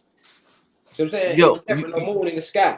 You know what's crazy, Rashad? Pillow talking if you watch Narcos and a lot of the gangster movies, it's how a lot of the dudes fuck up. The Yeah. gangsters. They get with these they get with these women and they start pillow talking. Next thing the woman tell the other people what they just told them. Next thing you know, boom, it's over for them. Exactly. And God, that's why. See, I like to break it down in layman's terms so people can really feel it. God, like I say, I believe in. It's like a nest. Information, once the information is, you receive this information, you got to spread it to everybody in the nest. Everybody in the nest ain't going to understand if I get to saying parthenogenesis, right? Like, what the fuck is that? I got to break down what parthenogenesis means, which is the ability for a species to reproduce without a male counterpart, which is where the lizards get its ability to do that from the goddess. Even to this day, a goddess can make a baby without us. But they don't want you knowing that, or me knowing that, right? Because now they got to explain too much other cosmic shit. You see what I'm saying? So it's really was pillow talk. Like, in layman's terms, they weren't supposed to be having sex with him in the first place. They got to fall in love with him, liking him, just like they told him told her in the Bible. Liking him, falling in love with him. Next thing you know, now motherfuckers telling secrets. Motherfuckers, oh yeah, you know, if you want to get here, you hit that path, you know, you go do that kind of type shit. You know, nah, for real, God. Also, you said, you feel me? And that shit spun us literally into like 550 years of oppression, nigga. Motherfuckers still talking. Because they took all our shit, and them white women ran right back to them white men in the cave. Look, this is how you do this shit. And they took the shit, gave it to the Pleiadians, and they went right to work. They blew the sun out the sky. They motherfucker, once they figured out what sun they blew out the sky? I'm sorry. What sun they blew out the sky? Okay, so we had two suns. The sun you see now, that's the smaller sun we had. We had one that was way bigger than that. You feel me? And that was the main sun that was responsible for keeping the energy high at the point for us to do certain things we was doing. Like moving at speeds that nobody would believe right now, being able to fly, being able to just do all type of access all type of abilities that's in us, being luminous that we couldn't do. Like I say, we didn't have oxygen. Now they spray oxygen. They oxygen into the atmosphere in Margellans. We breathe that oxygen and it rusts us out. So now we appear these copper complexions. But without that oxygen, we would be breathing hydrogen, and then we would be blue, green, red. We'd be other colors. Like Avatar. Like Avatar. Avatar was strictly about us and how the planet looked. Look at how their hair was. Look at how they had their crystals on. You got to look at what they had on. You know what I'm saying? That they was mocking us a little bit. But it's like when they attacked after they pushed that sun out the sky, that caused us to we was on the 33rd dimension when they came here. That caused us to drop all the way to like the 18th. So it was an immediate like reaction. A lot of your air dragons, they like went through reverse metamorphosis and they became birds that you see flying in the sky today. Oh shit. A lot of we had dragons back then, which they still fly around, but a lot of them became your modern day birds, eagles and hawks and shit. You know, we had land dragons and sea dragons, and they became your sharks and shit today that you see. And you know, snakes. Your snakes and So everything changed when they moved that second our biggest sun out. That's what caused us to fall too, like shrink so quick. Like it was like if you watch a cartoon and how it'd be like a magic screen or go. Oh, that's how it was like. Right. That's literally what it was like. And see, people, that's hard. Man. That's a hard concept for people to grasp. But they not realizing that magic. Let's talk about magic, right? What does magic come from? Magic comes from the fact that this realm is magnetic, right? You have a soul and a spirit. What is the spirit? Electricity. What is the soul? Magnetism. All right. So your soul is a magnet, and your spirit is electricity. All right. This is why we have the ability to attract things to us because we are magnets. Magic. Mag is the root word. Mag. So magic is just the science of understanding how to use your magnetism and electricity to manipulate other electricity and things around you, because everything has an electrical output to it, from the plants to the air to the elements to the animals. So if you can get in tune with your electricity and your magnetism, now you have enough control of your etheric bodies and your aura field, and now you can manipulate certain energies and do all type of things. So that's what magic comes from, right? So this is why they needed our enchantments and our spells to do what they did because it wasn't just pushing the sun away. It was a multi-unit attack on us. They also understood through the pillow talking how connected we were to the trees. The trees emit some of the most powerful sources of electricity,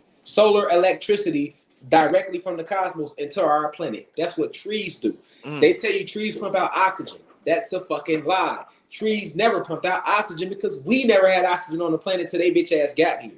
Right? And start spraying. And when you look in the sky every day, you see them planes spraying, they're spraying oxygen and Margellans. Right? So Margellans is the nanotechnology that you breathe in that sticks to you, but it's robotoid. So it sticks to your cells and it allows you to be controlled almost in like a clone format and manipulated via electronical output. You know what I'm saying? From like a source. That's what Margellans do. And the oxygen is there to rush you out and it causes you to age. So that when they come with the time spell, you believe in it because you seeing yourself age, but you're not aging from time. You aging from the oxygen. So your body's rusting out. You begin to get wrinkled and more wrinkled as you more and more time you spend here. You know what I'm saying? So even the time spell, 24 hours in a day, 7 days in a week, but they can't tell you the 8th motherfucking day. And you counting this every year is magic. It's light magic. See, we have dark magic. They have light magic. They have used light magic to put us under spells. They are using spells in every major city that is full of violence, like my hometown, Chicago. Spells on the land, right, to emit these frequencies, emit these energies. We were just talking about this yesterday. My cousin came over. We was talking about how you can drive from Brookhaven on the north side of Atlanta, and you will feel one energy and drive. By the time you get to the west side of Atlanta or the south side of Atlanta, you're going to feel a totally different frequency in the motherfucking air. And that's in any city, right? Why is that? They are literally, it's an output. It's an output of energy that they putting out there, just like with a dog whistle. And the dog will go crazy. This is what they do to make us feel tired or feel drained. The 5G towers and all of that. This is what all that's about. But that's all magic. That's all magic. They only know that because they were studying us from the pillow talking. So the ancient trees putting out this electrical output. If you look at your heartbeat, it's shaped just like the tree in its roots. You got your heart, and look at the veins in your heart. Now go look at a tree. It's like an upside down tree, right? So the tree, all the energy on the planet is in the roots and the trees, in the soil, in the actual land. So that's what the trees did for us. When they got that's why they had to cut the trees down, because that cut our electricity down. So now we wasn't able to access certain abilities that we was using, like the gamma radiation, the photon energy, the advanced levels of lightning, or what they would call like lightning bending, shit you'll see on anime. Like these are abilities that you have in your genetics. But when they didn't cut your trees down, and they that's like a shortage. You are electricity. Remember this 666 electrons, protons, neutrons. You are electricity. So everything around us was set up anciently to amplify that electricity. So what they had to do as they began to take our planet over was the first thing, make us defenseless. They had to cut the Wi-Fi off. So they cut the trees down, pushed the sun out the atmosphere, usher in the cold into the atmosphere, which was a weapon against us.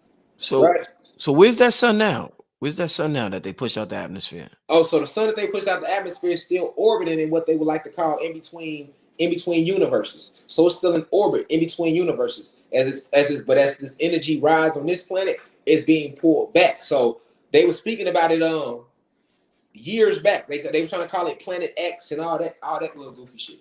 And then they stopped talking about it. And then they started talking about another planet called Nibiru, because Nibiru is a planet and a sun and a spaceship in one too. Yes, it is. That's the truth about Nibiru. However, that's not the main sun that was on this planet. That sun is coming back into the atmosphere as well. That's why the planet is heating up as well, because that's being pushed back into the atmosphere, that second sun. And then it's also like, because you see Nibiru is in orbit, it's been video servicing where people might show two suns, but that's not the second sun, that our ancient second sun. What people are seeing when they see the two suns, that's planet Nibiru, because that's a spaceship, you know what I'm saying, and a sun and a planet. And what about in terms of like when you mentioned earlier about the phases of matter, in the 4 phases of matter, when we leave here, our ancestors, what phase of matter do they go to? So you have 2 ancestors. You have physical ancestors and you have your cosmic ancestors. Uh-huh. Okay, so your physical ancestors are would be any soul and spirit that embody a lifetime on this planet. Mm-hmm.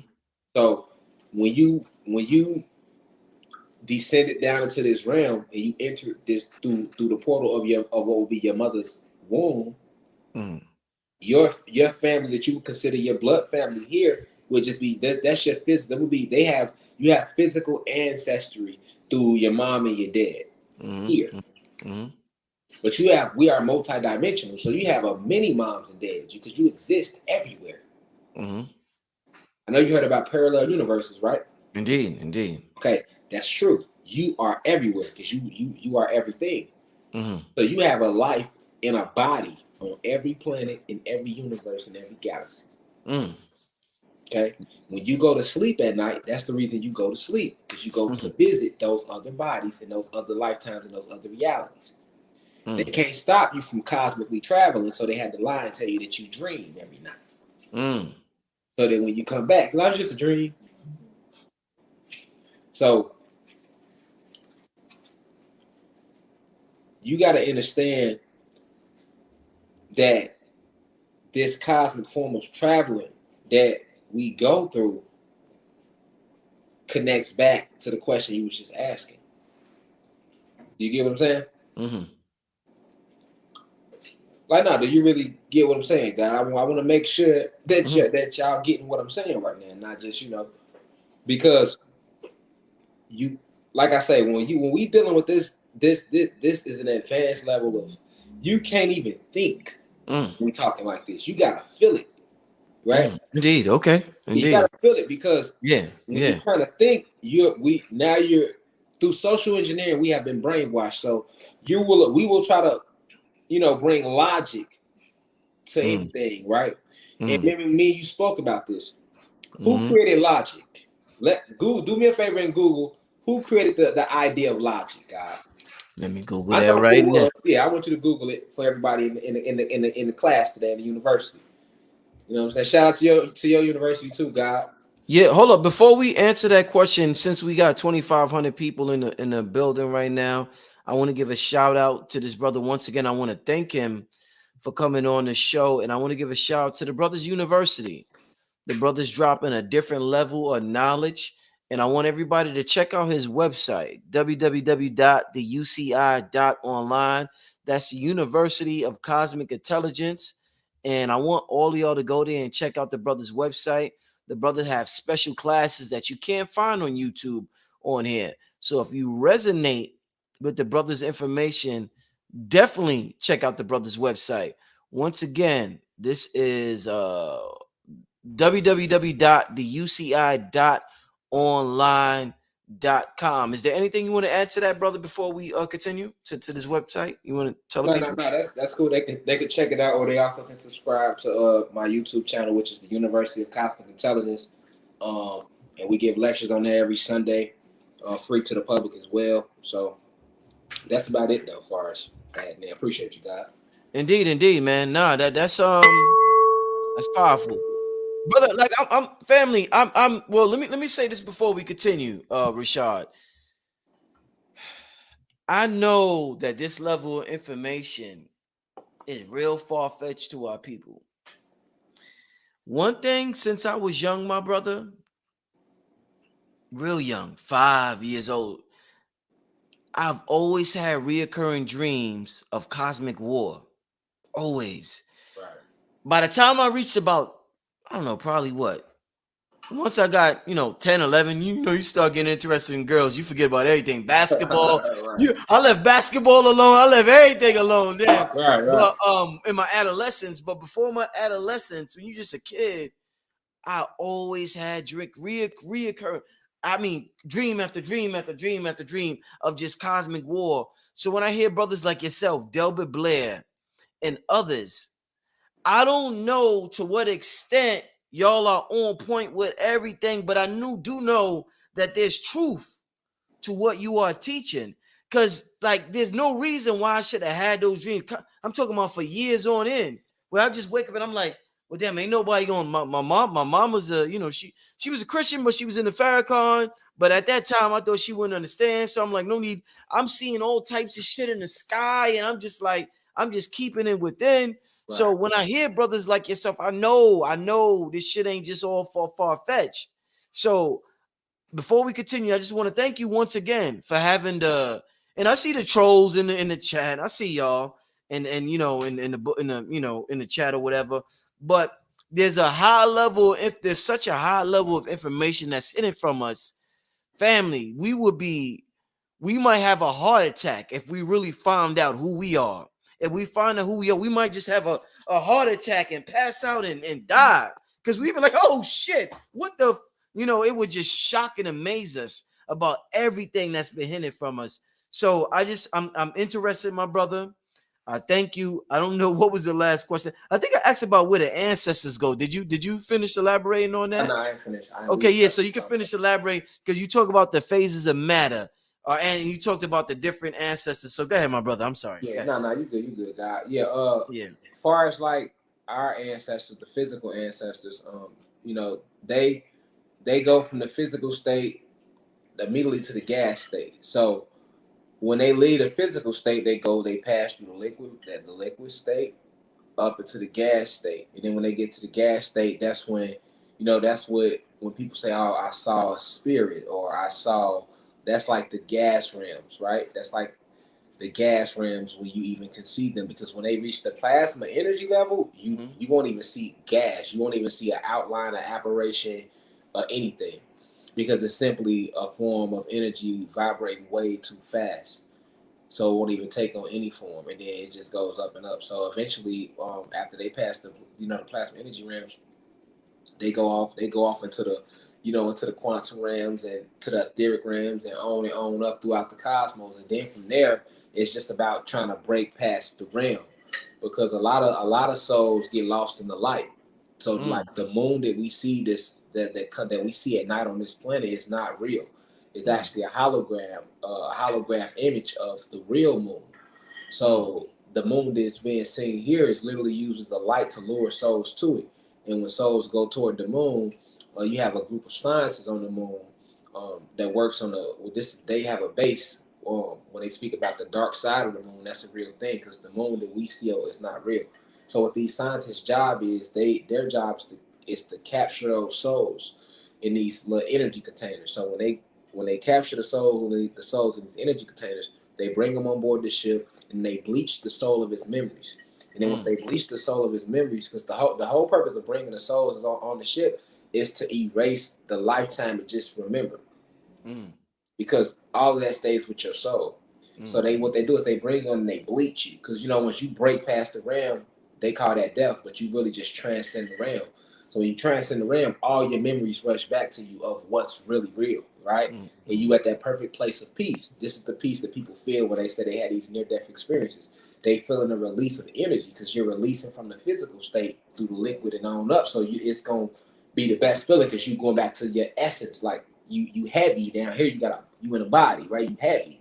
So the release is like, you know what I'm saying? That's what I see him take his last breath. I seen her take her last, but it's the release of energy. So what's happening is you got these scientists, and their job is to keep certain souls circulating and like back to the planet, as opposed to of souls breaking through from the cosmos. So what they do is they'll grab as many souls as they can, lure into their light, bring them on these little ships and these energy containers, and then they'll bleach the soul of his memories. Once they bleach that soul of his memories, they'll shoot the soul back down to this realm. So when they shoot the soul back down to this realm, the soul comes back to this realm, and then it has to find a body. So it skips the organic process of picking its parents, because the organic process is for you to be at home on Xylanthia or whatever your home planet is, and then you sign up for your soul contract to come here. And once you sign up, then you pick your parents, and then you have to wait for your parents to meet in this reality.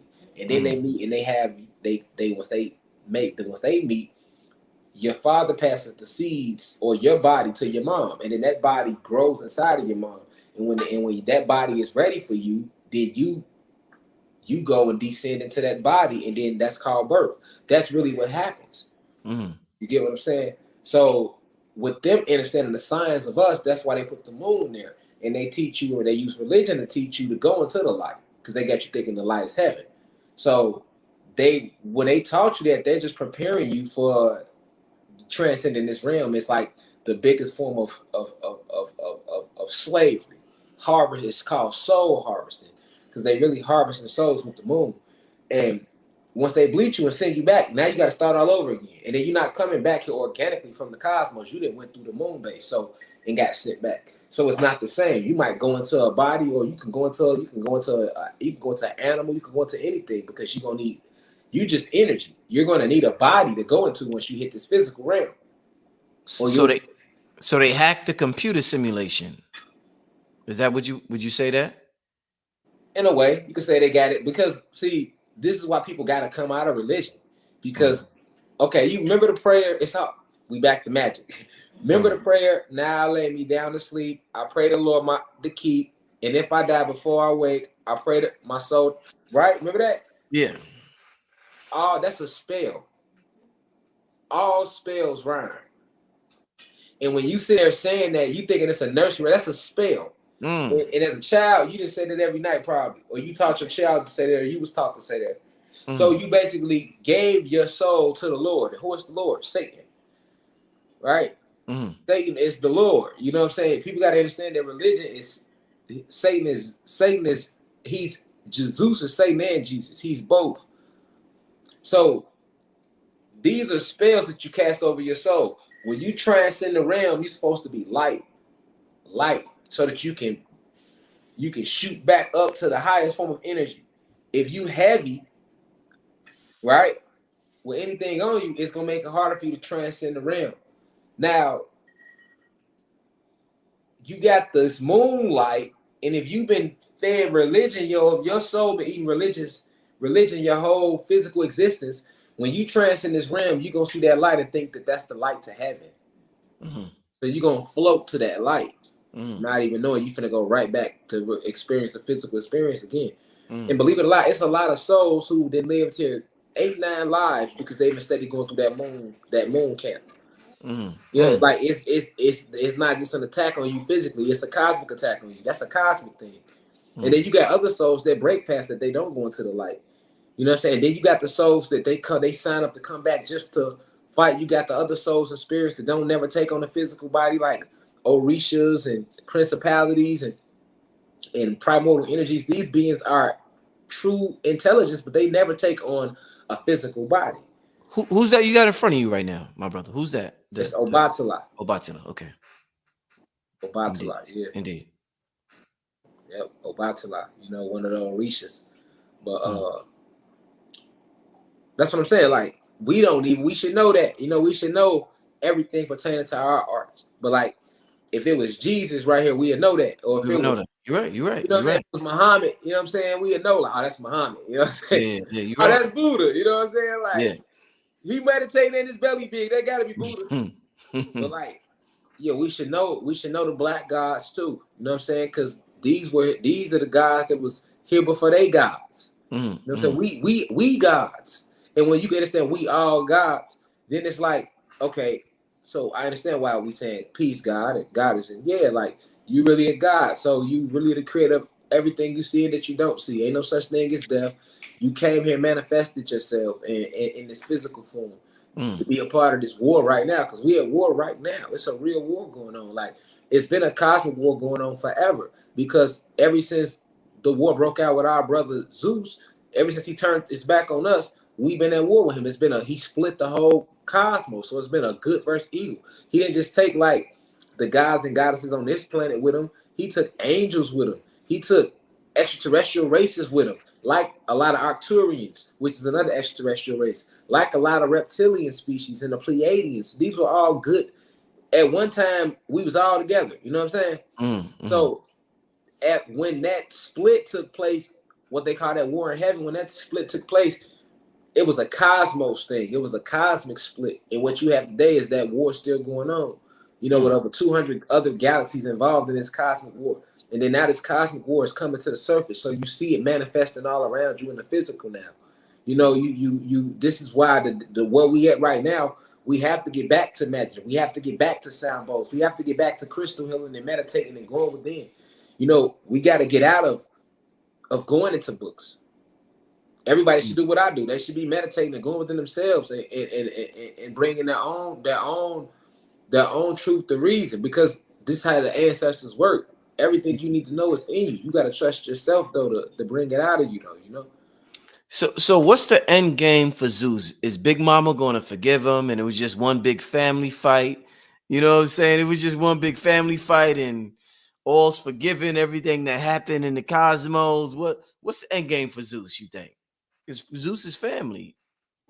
I mean, yeah, but it's fucking though. You know what I'm saying? Like, because the way I see it is, although I know that Zeus is our cosmic family because he's originally one of us who turned on us. And even if a person never heard it that way, if they ever believed in religion, they should be able to understand that Zeus or Satan was an angel. So if he was an angel and you're part of that kingdom, y'all from the same kingdom, right? So even though we from the same kingdom, Zeus is Zeus. He'll never stop being who he is. Like, that's who he is. That's how he made it. That's what he wanted to be. Because if that's the case, the cosmic war could have ended energy cycles ago. Because we don't have time and space, but we got energy cycles. So it could have ended a long time ago. But you know, Father of Pride, he created that reality. You know, we create our own realities. Now he created jealousy, he created pride, he created that, and those are realities that he loves, that he dives in. Even now, with the war being where the war is at right now, it's over with for them. He still ain't finna he's still fighting all the way tooth and nail, all the way through and through. He not giving up. He not slowing down. He's not letting up. That's not who he is. You got to remember, Zeus is a god like me and you. So people got to understand, we are fighting other gods. We not fighting no weak people. We're fighting other gods. Satan and them are gods. They still gods. They are fallen gods. They're with angels. The angels are powerful. As many angels, you got archangels, guardian angels, cherubim, seraphim. There's many different angelic beings, right? The angels is the big family too, right? But at the same time, you got fallen angels, fallen gods that's on his side. And we are powerful ourselves. So that's a big war. You know what I'm saying? That's a big clash right there. You know, when people that don't understand cosmic history, they be like, well, why would God let Satan keep doing that? It's not that. That's why I say you got to get out of religion and get into the real cosmic history of who we are and what we are. This is war been going on for a long time.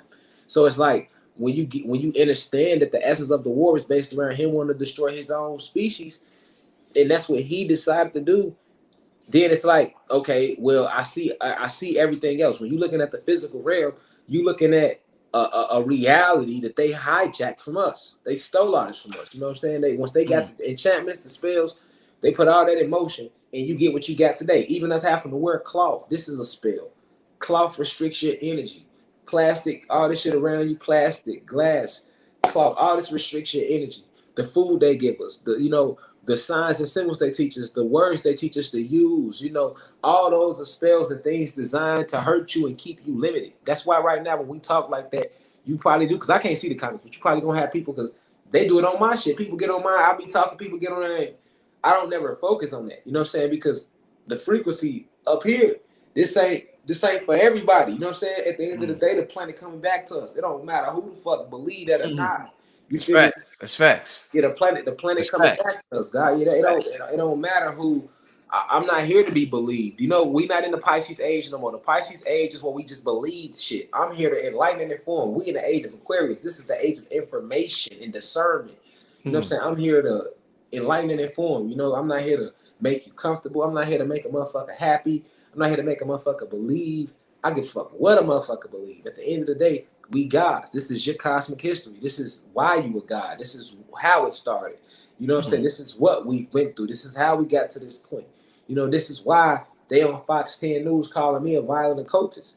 nothing is violent or occultist about anything I'm doing. This is what they called you? What they called you? they called me a violent occultist. Wow. Yeah, they did. Why they called you that? What happened? But I don't know what happened. All I do is get on YouTube and teach this real cosmic history. That's what happened. And they bitch ass get scared. Cause they know, see, with me, they know I'm not just no teacher, I'm a warrior too. So I'm standing on this. I'll never go to jail because I will never let these opposition kidnap me. I'm a god. This is my land. This is my ancestors' land. We created y'all. You feel me? So it ain't shit you can tell me. It ain't shit you can tell my people. But you got a lot of our people out here that they'll go to jail. They'll let them pull them over, give them a ticket and everything. You can't ticket me on nothing on my land. So you got to get to that mindset. Like, you ain't ticketing me on my land. And my nigga, I ain't even gonna keep buying fruit. I ain't even gonna keep spending money with y'all on no vegetation and none of that. This shit grow from the land. I'll grow it myself. Then you grow it yourself, but they want to come lock you up and find a reason to take the little land you got. That's what they do. You feel me? So it gotta be at the same point where we gotta be in warrior mode too. It can't just be on the internet talking about it. Like, you gotta be in real warrior mode. Like, we wasn't never slaves anyway. We didn't become slaves to the Emancipation Proclamation. Like, it's like they try to make it seem like Abraham Lincoln signed that and freed us. No, he signed that and niggas became passive and we became slaves. Because before that, we was warring. We was guerrilla war activity. Every war was us versus them. Even the Civil War, you know what I'm saying? So these are all further lies, you know, as we fell more and more in frequency, you know what I'm saying? Because we was at a mystic point. At one point, we dropped all the way down to Lemurians and Atlanteans. And then from Atlanteans, we dropped down to Egyptians, then Mississippians, then Cherokee and Choctaw and Sioux and Aztecs and Incas. And then next thing you know, now we colored people and Indians. And then next thing you know, now we African Americans and Latin Americans today. Like, that's a powerful breakdown there, brother. That's a powerful breakdown right there, man. Damn, that's a powerful breakdown. Back though. So yeah, guy, you know, it's like we on Atlantis right now. But Africa is Egypt. I mean, Africa, you can enter Africa through Arizona. The Grand Canyon leads into Africa. But the fucking ancient Egypt. The Grand Canyon? What do you mean, like a portal? You mean? No, it's not even a portal. You can literally just walk through the Grand Canyon and keep walking, and you're gonna come past a pyramid. Once you pass that pyramid, you're gonna be in what they call present day Africa. Damn. This is why they don't let people walk through the Grand Canyon. You can only go so far. It's limited. You can't just walk through the Grand Canyon. You know what I'm saying? Because they don't want you to know that you don't have to go over the water to get to Africa. That's a lie. The map don't look like that. And you can touch any piece of land. You can be in Europe on foot. You can reach Africa on foot. You can reach anywhere on foot. We are all one landmass still connected. So you're saying we're still one landmass? Oh, yeah. Okay. Surrounded, we still one landmass connected. Oh, all the continents still connected. Are still connected, and we surrounded by one big body of water. And then that water is surrounded by an ice wall. That's what we at right now. And that ice wall is called Antarctica. You know what I'm saying? That's how the realm look. And then we got people on the other side of the ice wall, and it's continents and more land. They call them Lemurians. And then we got another ice wall and more gods and goddesses on that side. And they all look like us. It's us. Just like on the spaceship. Like, and when you start seeing these spaceships and the gods and goddesses getting off the spaceships, and you gonna see us.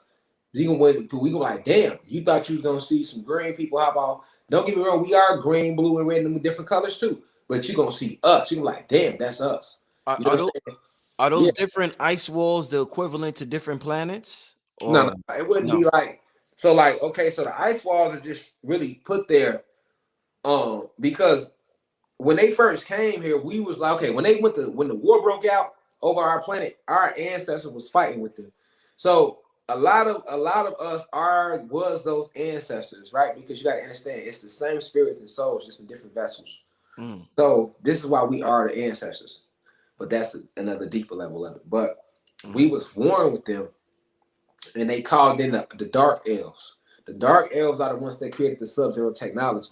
So this is where cold weather come from, snow, ice, all this stuff. We never had none of this. We are real Caribbean. You know, we Caribbean vibe. Like the whole vibe you get in the Caribbean. We tropical. We are tropical beings. You know what I'm saying? So we never had no ice, none of that. So when they come to our planet and they start shooting They got these big weapons and they shoot ice at us and snow at us and weapons blowing this freezing cold air on us and shit like that. Yeah, you know, they start freezing us and they started advancing in the war just off the sub-zero technology. Like, it literally was used as a weapon in the war against us. So when you're looking at the walls of Antarctica, you're looking at a lot of the bodies of our ancestors, you know what I'm saying, that was frozen, you know what I'm saying, in time, frozen in the wars. When you look at them icebergs floating through the ocean, them be bones and kneecaps and elbows that froze and just floating. Like, it gets so deep. Like I said, we were giants at one time. Like, we fell so far in frequency because they took all this from us, and it happened over a period of energy cycles. You know what I'm saying? It happened over a period of energy cycles. They call it time, but I'm gonna call it what it is: energy cycles. And we began to drop lower in frequency, lower in frequency, lower in frequency. You know, so we reached a point where we got all the way down, like I say, to what we are today. You know, but that they had to break us down though. Because like I said, if you look at each generation, we had more unity. You keep going back, you go, like I say, you go African Americans, Latinos, keep going back, that's gonna turn to Indians, keep going back, we're gonna be Choctaws and all that. You go back some more, we're gonna be Mississippians. You go back some more, we're gonna be Egyptians. You go back some more, now we Atlanteans and Lemurians. You go back some more, we Anunnaki gods and goddesses. You go back some more, now we just dark matter energy. So like, that's the whole breakdown of us in the cosmos, God. You feel me? Indeed. So what would be the difference between energy cycles and time? Because you keep saying they deal with time, we deal with energy cycles. Give me an example of an energy cycle that we would understand. So okay, we can measure energy cycles with the sun, right? So we could go out, if you still in tune with nature, right? You could go out and look at the sun, and you could be like, okay, if you really watching the sun and how it's moving and orbiting around the planet, you can count the energy cycles off the sun. That's how we move. We went with the sun as far as energy cycles. Now, when you talk about time, time is based around seconds, minutes, days, months, and those seconds could start whenever, right? But the thing is, you got to look at time like this. You really just repeating the same day. So how many days is in a week? They tell you 7. Okay. Now how many days in the year? They tell you 365 if it's not a leap year. Okay, so it's 365 days. I've been using this example forever because it's just a basic, simple example that you could just grab right away. What's the 8th day of the week? Name the 8th day. Okay, we got 7 days: Monday, Tuesday, Wednesday, Thursday, Friday, Saturday, Sunday. Now, what's the 8th day? Couldn't answer that. Right, exactly. And nobody will. Nobody will. So we got 7 days we know of. And we talking about is how many days in the year again? 365 days. Okay, well, name the other 358. Because we can't say Monday, Tuesday, Wednesday, Thursday, Friday, Saturday, Sunday, get to Sunday, and start over again with Monday and say that's we don't do that with money, do we? We do that with the piano, the notes in the piano. After 7 notes, we start another octave, but the octave is the same note as the beginning note from the previous octave, but just at a higher tone. You know what I'm saying? Exactly. And that's still, now check this out. That still is aligning up, making sense. You know why? Because if we're gonna say Monday, Tuesday, Wednesday, Thursday, Friday, Saturday, Sunday, that's 7 days. We need that 8th day. When we get to Monday, we can't say Monday is the 8th day. We've already counted Monday. Because it's like I say, yeah, they try to do that with the piano, but that still don't make sense because once again, with money, we can't do that. If I owe you $100, if I owe you $200, I can't go 20, 40, 60, 80, 100 and flip it over and go 120, 140, 160, 180, 200. You're gonna be like, where the rest of my money at? Right. All day. You're gonna be like, because we should better do that with money then. Like, okay, well, if that's the case, well, why can't we do that with money? Why can't we do that with no? We say if it's 365 days, okay, we know 7 days. So we need to know the rest of those days. If we ain't got the rest of the days, that means it's only 7 days in the year. So okay, if I'm 30 years old, 7 days in the year, so that means I'm 210 days old. That don't. Now I'm all fucked up. Okay, and if I don't want to use that, okay, let's use this. What calendar are we using to measure time? Right now, the calendar that we are using is called the Gregorian calendar. In the Gregorian calendar, they set time back 8 years. Now, who is they to set time back? Let's not forget that these are people that, just like me and you now, and these motherfuckers set time back 8 years. So that means even right now, if you 30, you really what? 20, 22? If you 20, you really what? 12? Because based upon the Gregorian calendar, the time was set back 8 years. Okay, so anywhere it go, that's what I'm saying. You're like, well, what time is it? What calendar are we using? How are we? There's too many different calendars we can measure this shit in, and it's like, no, none of that makes sense. Birthdays, like birthdays, same thing with a birthday. I only came here one motherfucking time. I landed here 11/22/1986. That's when I landed. So if I landed 11/22/1986, I never landed again. So why is every year am I celebrating this day? And then I got this cake in front of me, and I got these candles. And see, if you understand the power of candles and how you can program candles and speak intended to candles and how they measure energy, and you can manifest things quicker because it's a candle. It seals your intent, whatever your wishes. You will understand why they put the candles on the birthday cake. You see what I'm saying? But see, they took our magic from us. So right now, a person will think I'm crazy sitting here with these crystals, and they see, who is this black dude and this and that, and you got candles, and what the hell going on? And the whole time, I got a whole ritual I'm doing right now the whole time while we've been live. So at the end of the day, like, and the person don't have to understand that, but thus it should be regardless. You see what I'm saying? Because this is what they doing. So when you talking about time, that spell does what? It locks you in. And now you believe that you them ages. So now you're limiting your being just to that age. Because you telling yourself, I'm. And if you know the power of words, anytime you say I am, that's the soul. So now you're spell casting over your soul. Like, I am 20. I am 21. You're limiting your being to just these numbers when it should be I am everything and everything is me. I am the center of the universe. I am God. I am that I am. Because whenever you say I, that's the soul. Whenever you say me, that's the ego. So, it like, people might not look at little stuff like that, but it matters in your energy field. Just like using the word HATE. I stopped using that word and my blessings flow just because I removed a word out of my vocabulary. That's how negative the word is. Or you say good morning, MORNIG. Morning means it's the morning dove. Like, it's only one morning. So if I come up to you and say that, then I'm wishing you bad energy, and I don't even know it. That's what makes it dangerous, because I'm thinking I'm saying something great. So I'm, hey, good AM to you. And I used to do that too. But when you take that out of your frequency and you stop using it, it's grand rising, and you realize these words, you'll see the power of magic and spell casting in your words, and hoodoo and voodoo, and why they took it from us and why they use it. They still use it though. They still using it. Every restaurant using orange and red to trick your solar plexus and to get you locked in your root chakra and your sacral chakra, to lure you to come here and want to eat this motherfucking poison. Right, indeed. It's all magic going around the whole time. The number they using, the number of days in the week, the number of colors in the rainbow, the colors of the restaurants, the shapes of our homes and houses, squares, prism shapes, things that restrict electricity energy. Because they know pyramids and spheres amplifies energy. Vortexes amplifies energy, right? So it's like everything around you, plastic, glass, cloth, which is cotton, has been put around you to limit you on every level.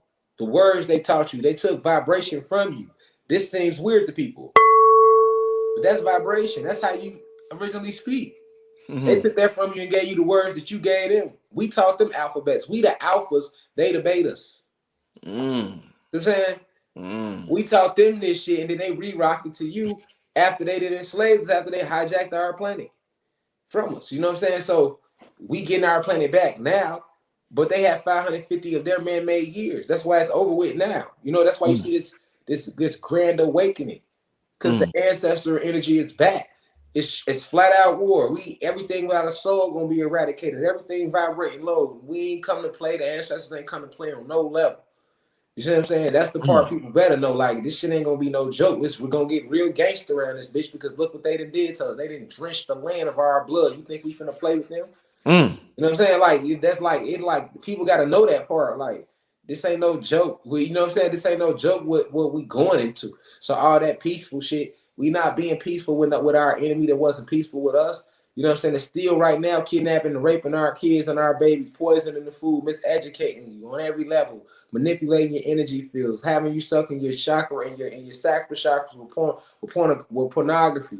You know, social engineering got you thinking you're not good enough. You know, got you walking around with insecurities, got us don't even want to communicate with each other, connect with each other, no unity. We don't even do family reunions no more. You know what I'm saying?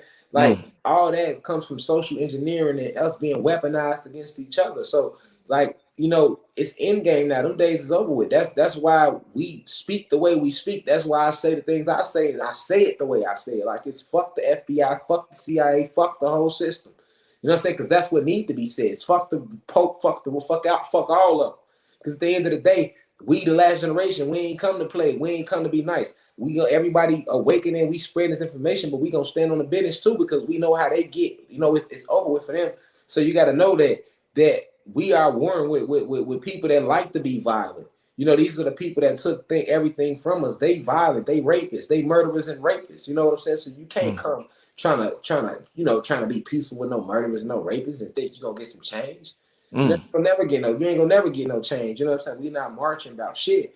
Like we watched our ancestors march. We ain't marching that shit over with. We on a whole different energy. We on some like straight gangster shit. Like the SAR land, we ain't honoring nothing. Niggas ain't even working for their jobs no more. Like I walked off my job. I got my own companies. We got our own companies. Like fuck y'all.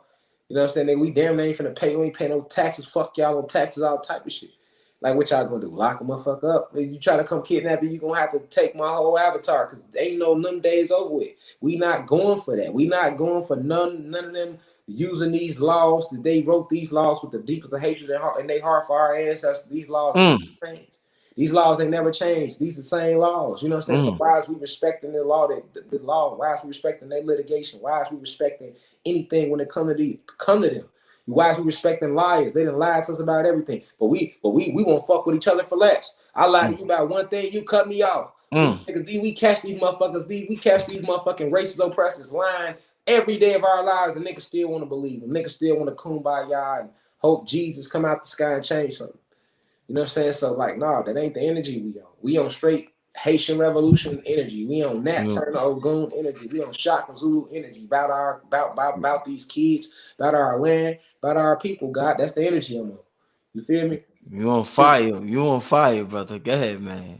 You know, for real, God, because it's like, you know, Go ahead, brother. Ain't Go just ahead, brother. think about who we are. We need to know how great we are, though. So, like, that's all I do. I just remind us how great we are, like what we come from, what we did, what we invented. I ain't saying that to make a motherfucker feel good. I'm saying it because this is what we did. If we didn't do it, I can't say we ain't do it, but we did it though. We did it. We created everything. All that you see, all that you don't see. So that's something to be. You should be empowered by that because they ain't never told us that we wasn't shit. But some Africans with some baskets of fruit on our head. So you measure that up against the shit that we know now about who we are. We remember who we is, man. You know what I'm saying? Andy, that's what our people should want to hear. You should want to hear, like, you should want to hear how great you is. Motherfuckers so used to being put down at the bottom part that they ain't shit that when they hear that they great, they don't even want to hear it. I didn't listen, man. I done been down here in Atlanta. I done seen goddesses in the streets be peace goddess. Don't call me no goddess. Damn, but if I'm like, hey, what's good, bad bitch? You love that. Hey, that's a bad bitch right there. Hey, Gary, call me. I know I'm a bad bitch. I just got my inches in and call me a bad bitch. Like, you know what I'm saying? See him. Peace, God, what it do, man? I ain't no God. But I mean, what's good, Crip? What's good, Blood? What's good, G? What's good, folks? You know what I'm saying? What's good, Killer? Yeah. You know, what's good, player? What's good, nigga? You know what I'm saying? You want to be called a killer, though. You rather be a killer than be a God. You know what I'm saying? Like, I tell you a God, I ain't no God, man. Don't be calling me all that. That's what you is, though. You know what I'm saying? Like, that's empowering. That's what I'm saying. That's how great you is. It's just like the saying they had, and the saying was about us. This the saying. They didn't tell us it was about us, though, God, but they was talking about us. The saying goes just like this. Our biggest fear is not that we are inadequate, but that we are powerful beyond measure. Talk to him. You know what I'm saying? Talk to him. I'll repeat it 3 times because we understand the power of the 3, the 6, and the 9. So I'm going to repeat it 2 more times. Our biggest fear is not that we are inadequate, but that we are powerful beyond measure. One more time. Because they didn't tell us that they were talking about us, but they were. Our deepest fear. So the quote should have been read like this, because they was talking about us. Our deepest fear is not that they, Aboriginal, Indigenous, Black, Latino, and Anunnaki gods and goddesses, are not inadequate, but that they are powerful beyond measure. See what I'm saying? And that's literally what we are. You can move things with your mind, that's real. You control every element, that's real. So when you're looking at the Hawk, that's gamma radiation. You got that in you. We got green veins. Look at your veins, they green. Now look at human beings' veins. They veins is blue. Because they are single cell organisms. They were created in a petri dish. I say that with respect, because I'm not down on them. Shout out to all the high vibrational human beings. I rock with a bunch of white people that's vibrating high. But I'm talking about genetics and the science of who we are. Green veins, because that's gamma radiation. Radiation strengthens us. That's what I'm saying. But then they'll tell you don't stand by the microwave, right? Electricity strengthens us, but they'll tell you don't stand in the window while it's lightning outside. You get it? Because they know what that do to you. So you think 5G strengthens us? All this new technology they're coming out with? See, 5G, that don't strengthen us. That's there to hurt the planet. That's a weapon. See, the 5G towers are used to activate the ice crystals in the clouds. Because see, they created weather. They created their own weather. Like they ushered in cold on our planet. Winter is fake. They create winter. That's why it's only lasts so long. The rest of the seasons are warm, basically, right? So and everything dies during winter. But that's fake. You know what I'm saying? They create the weather. They got these clouds, right? They create these clouds to block out the sun because of our connection to the sun and what the sun does to us. The sun burns toxins out of our body. You're supposed to sweat because that's the toxins being released from your body. The longer you sit in the sun, the more toxins you will release. It's literally burning the poison off you that they feed in you. You know what I'm saying? If it was no poison in you, you wouldn't sweat. But they create these clouds to stop us from powering up. Remember, we electricity. So imagine a phone. It needs a charger. That's the sun for us. Sun, okay. So we can't let them get too much sun. So they create the clouds to block out the sun. Then we got to make it cold because that's the opposite. That hurts us. Now, keep talking, bro. I got to get the door upstairs. Just keep talking. Okay. That hurts us, right? So when you see how you feel in the sun compared to how you feel in the war and the cold, there's two different elements. There's two different. You're gonna feel two different strengths. You're gonna barely feel something when you're super cold. When you warm, you just something different. You just something different. So what they did was they put ice crystals in all these clouds. And all these towers like 5G technology and 3G and all that. They've been using all those 3G towers, and now if you want to call them 5G towers, because people starting to notice them now, but they've been had them. They use that to activate the ice particles in the clouds. And when they activate them, this is where your cold weather come in. This is where your snow come from. This is where your precipitation come from. This is where your fake rain come from. Because you do got a real form of like a rain that the planet and the rams kind of do themselves, but we don't ever get to feel that rain because they spraying oxygen and they got the fake clouds and their own version of rain set up. So they controlling that. They controlling the atmosphere from every different level with the weather. So, but as we come back to our essence, if we can recognize our connection to that sun and to the planet, then we can control the weather ourselves. We can re-hijack the planet from them just by taking our power back within ourselves. So if we understand our esoteric connection to the sun, they can't use their weather to control us no more. They can't do that when we understand our connection to everything around us, that you can go in meditation and manipulate anything in this physical density just with your mind. Anything is at your command. Long as you ask first, it's going to work with you. Any element, anything you're trying to do in this physical reality. And that's the secret they don't want us to know because we then hijack the planet back from them. By taking control over the elements. with our mind, and not just elements, like things like think about the sun and what it does for us. So like when they say it's a cloudy day, if we all had our mind set on a sunny day, the sun coming out regardless. If just one of us focus and do it, a lot of us do it, yes. But that's on any intent. That's on any intent. That's the metaphysical side. That's the true power we got. We even with bullets, like bullets is kinetic energy. So we reaching a level where bullets don't even work anymore. On some Neo shit, Matrix Neo shit. That straight listen. That a lot of people, no lie, God. A lot of people don't know this. Bullets are kinetic energy. Bullets come from guns. Guns are made of carbon, so that's us. You can control the bullet and its trajectory and everything about the bullet strictly with your mind. But if you don't understand the science of yourself and what you are and what that bullet and what that gun is, then you can't do that. And with the planet rising at a different frequency right now, a lot of people, especially if you woke, bullet ain't even gonna hit you because the planet needs you right now. Bullet could be aimed at you. Bullet could be coming towards you. They won't even penetrate your aura field. You can literally change the listen. A bullet can't penetrate nothing without velocity. So you got to know the science. If you was to go in meditation, whatever you think about in meditation, you're going to manifest. That first off, that's the power of meditation. Second off, so that means anything. You can go into meditation and you scientifically break down that velocity. You say, you know what? I'm going to recode the velocity of this bullet to 0.00. That means that's zero velocity. That means the bullet ain't going to have no velocity. And if you program that with your mind, somebody go to fire bullets at you, they won't even penetrate you. That's a fact. That's the level. That's the level that the planet is rising back to. And this is the level that one must be on right now. Because that's what we are. Simple things like guns and bullets have put fear into the Black community and stopped them from rising to get the planet back. Big time. So now that's been broken down. All those weapons the armies in them have, they've been disarmed.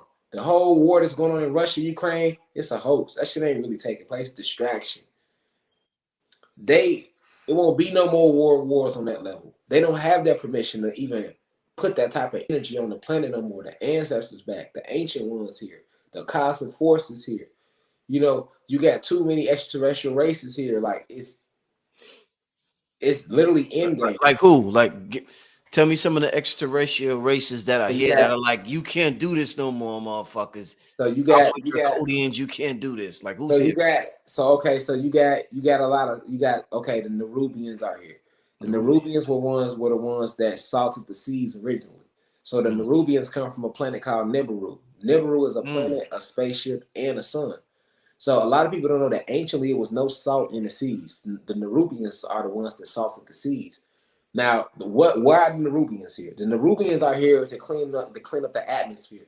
So their job, what they do is like they'll appear in the sky as the sun some days. And if you don't have a keen eye, you won't be able to tell the difference. But some people can. They catch it. They post videos about this. Okay, so on days when they are on the planet or on this realm, right, of Atlantis, what they'll be doing is they'll be cleaning up the atmosphere. So they going into the sea, they cleaning out all the pollution out the seas. They going into all the rivers, cleaning all the river pollution out, cleaning the forest up, putting that good energy back into the forest, cleaning all the Margellas about the sky, trying to clean the oxygen out the sky, pump the hydrogen back into the planet. That's the job of the Nerubians. So that might not seem like much, but it is, because if we get the atmosphere back right, then we can unlock all of our genetics and we'll be a lot more help to them than we have been thus far. Then you got the Nagas here. The Nagas is ran by Medusa. Medusa, her story was told a little bit in Greek mythology, but it wasn't connected to the Nagas. But she's actually like one of the main goddesses, like one of the head, if you want to call her queen, of the Nagas. So the Nagas, they are gods and goddesses like us, but they have serpent bodies. So they have arm, head, torso, body of serpents. So you're thinking of like a snake, or some of them even have lizard bodies, you know what I'm saying? But majority of them have like half the body of the lower half of a snake. This the Nagas. They also from the Sirius star system. You have the Lyrans here. You have the Syrians here. You have the Martians here. You have a lot of Martians here. You have a lot of the veneer. All right, so these are the beings who I spoke about. They live on this realm. They are interterrestrials, because extraterrestrial races are races that are from different planets and galaxies and star systems, if you want to call it that. And then you have interterrestrials, which are if you want to call them alien, but they not alien races that live within our planet. You get it? So you got them more in action. You have a lot of the nomos reappearing. So this are a lot of your sirens and mermaids and mermen. They are all a part of the nomos, along with dolphins and whales.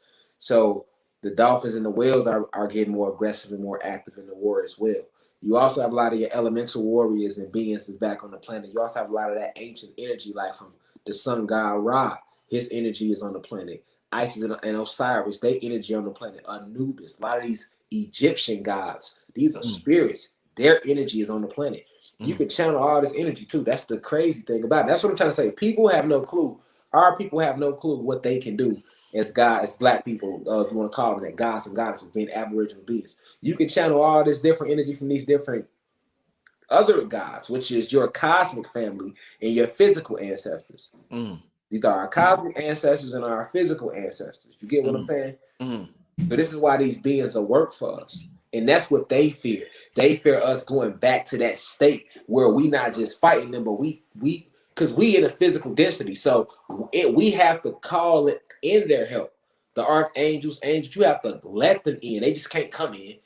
Because all beings have free will. Sovereignty is the law of the cosmos. So you have to call these different advanced beings in. Right. They need their invitation. You have to call them in. Yeah, definitely. That's how it works. But that's the side of us that we got to get back to. I remember, that's my son. Pardon the noise, family. That's my son upstairs. Yeah. I remember watching when I used to watch True Blood back in the day.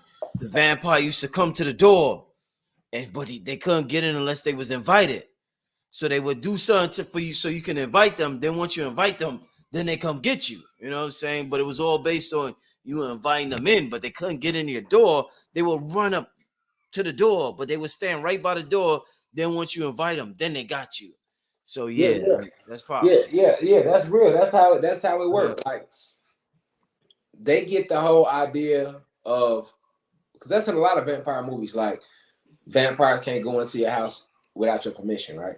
But that idea comes from how it works in magic. Like anybody that works with spirituality will tell you that too. That's deep in the journey will tell you, like, when you practicing magic or you working with certain deities or certain spiritual families or certain ancestors, like they need your permission. Just like if I wanted to help heal you, if I wanted to help, say you got sick and you wanted me and I wanted to help heal you, I could do a ritual to help heal you, but I can't do it without your permission. I would have to literally talk to you. Hey, God, man, with your permission, I would like to do a ritual for you because you are a sovereign being. Right. So the law of the cosmos is you cannot violate nobody's free will. Thanks, man.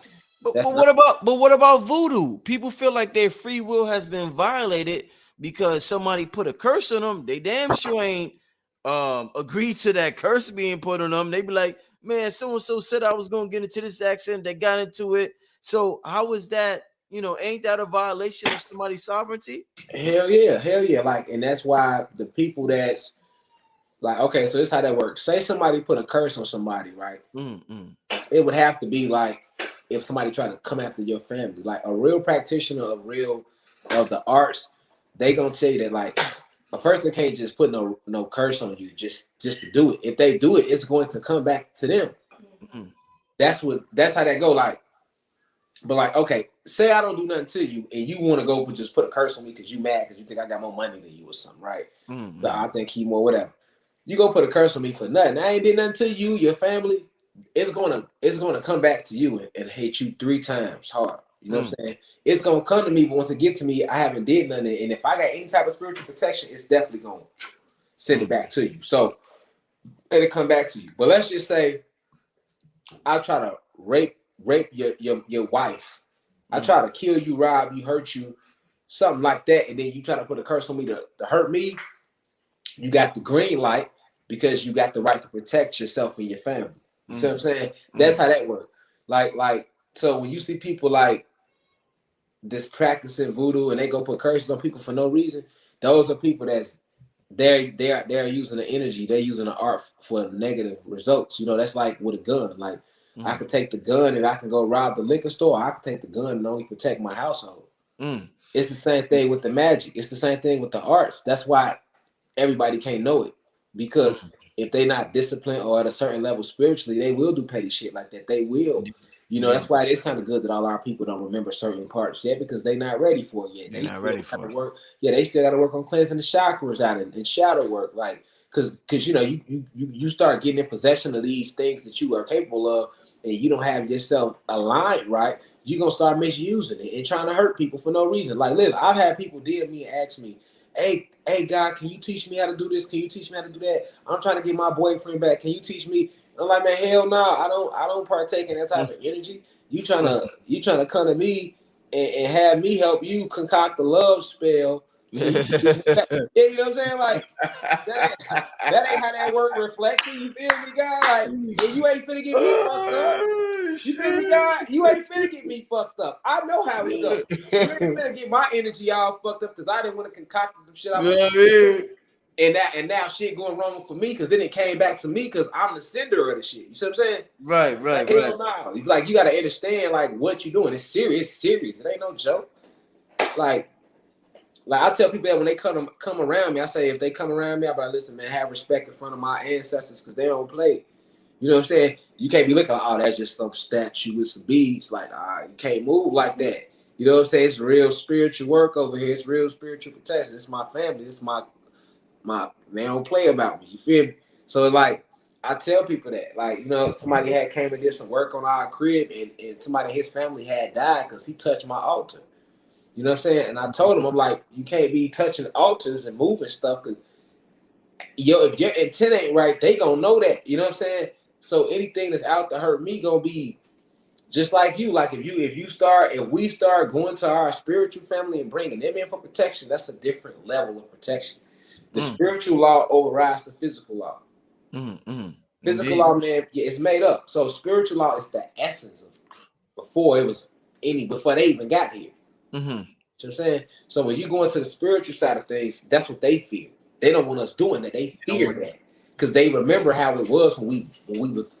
That's like Locke. They don't want you in your nature because they know copper and crystals. They know like, anything I say gonna be amplified. All my intent gonna be increased just off me wearing this and having this on. And yeah, that's protection. It's real like that. Energetic protection for your aura and all that's real. Even this sitting right here.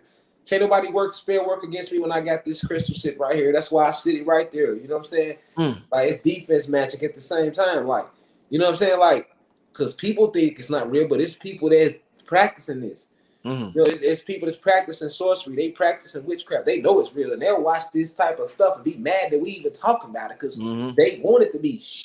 You know what I'm saying? You're right. They'll be like, and then they'll try to work some shit toward me just because I'm talking about it. Like, so it's happened before. It happened last summer. So, you know, I've learned even being public. Got to move with certain protection, say certain things, have certain things set up when I'm talking live, certain crystals, certain, you know, just the.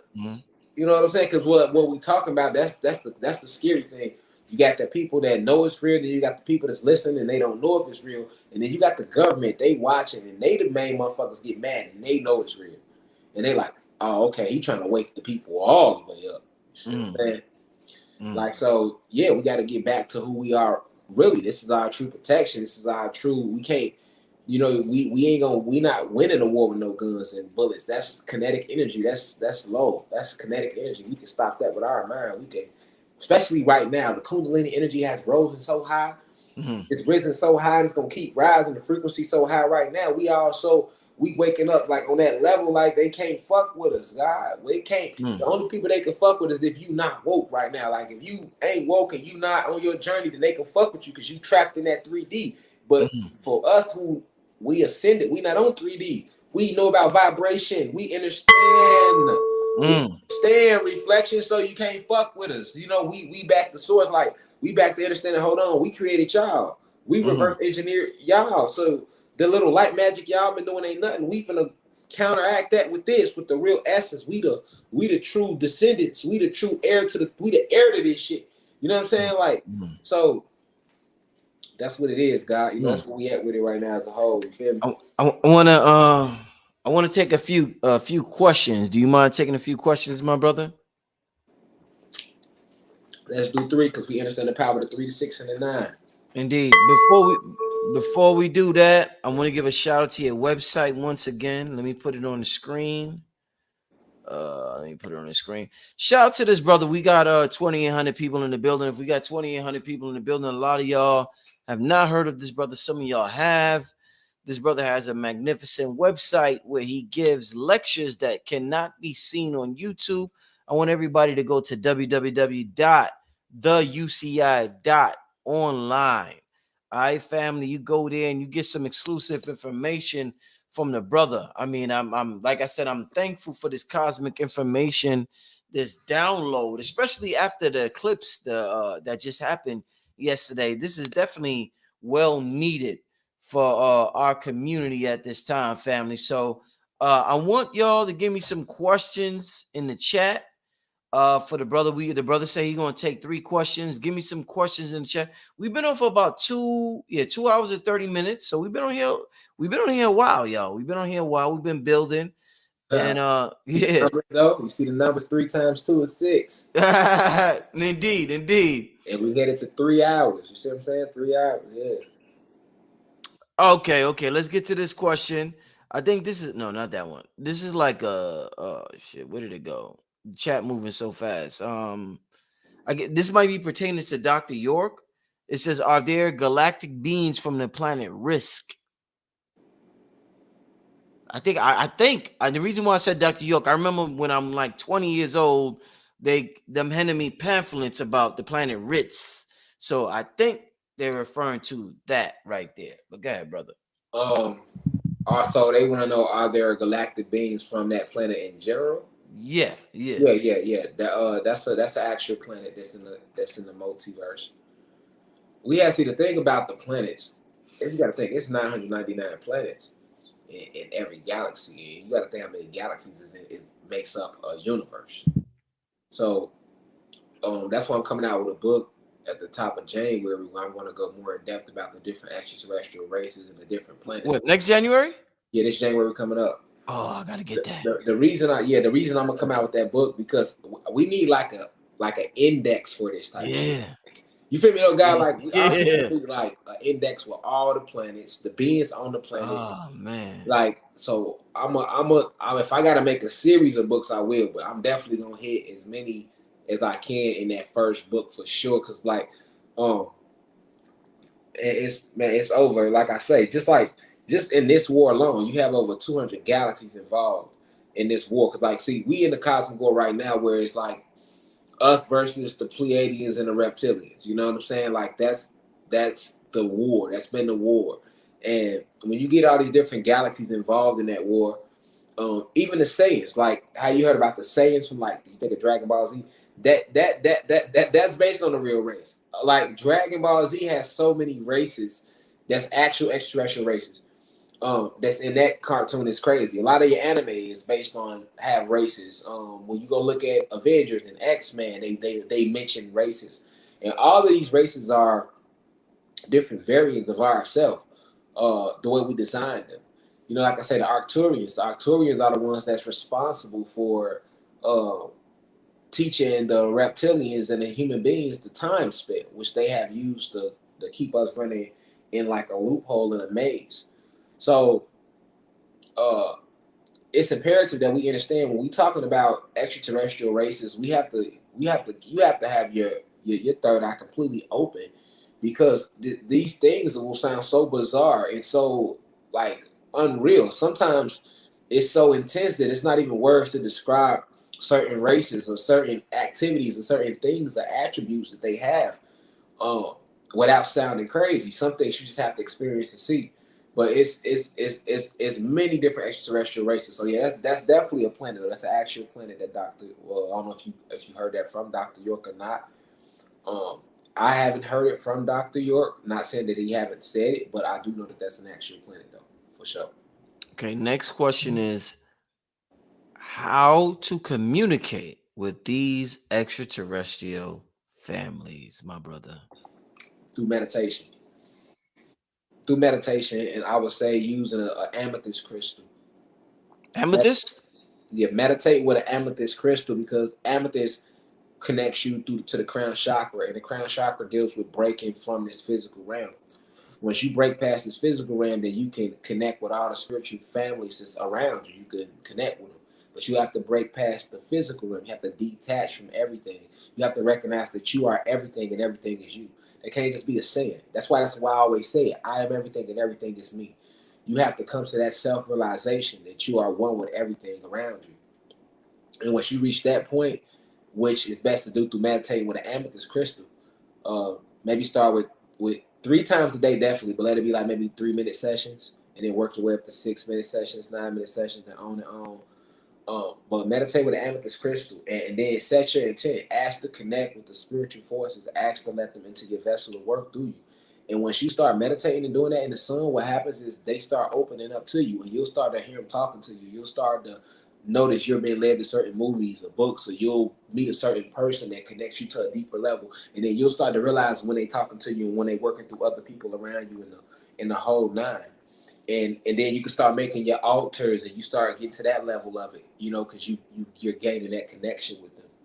So that's how you connect with them, though. Ashe. Indeed. My personal question. Indeed, go ahead, my brother. Yeah, you good, guy. You can talk over it. Indeed, my personal question before we get to the next question from the people.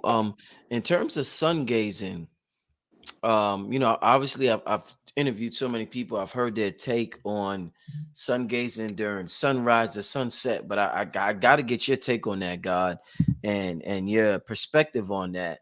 How important is it to observe the sun during the sunrise or the sunset versus just getting its sunlight throughout the daytime?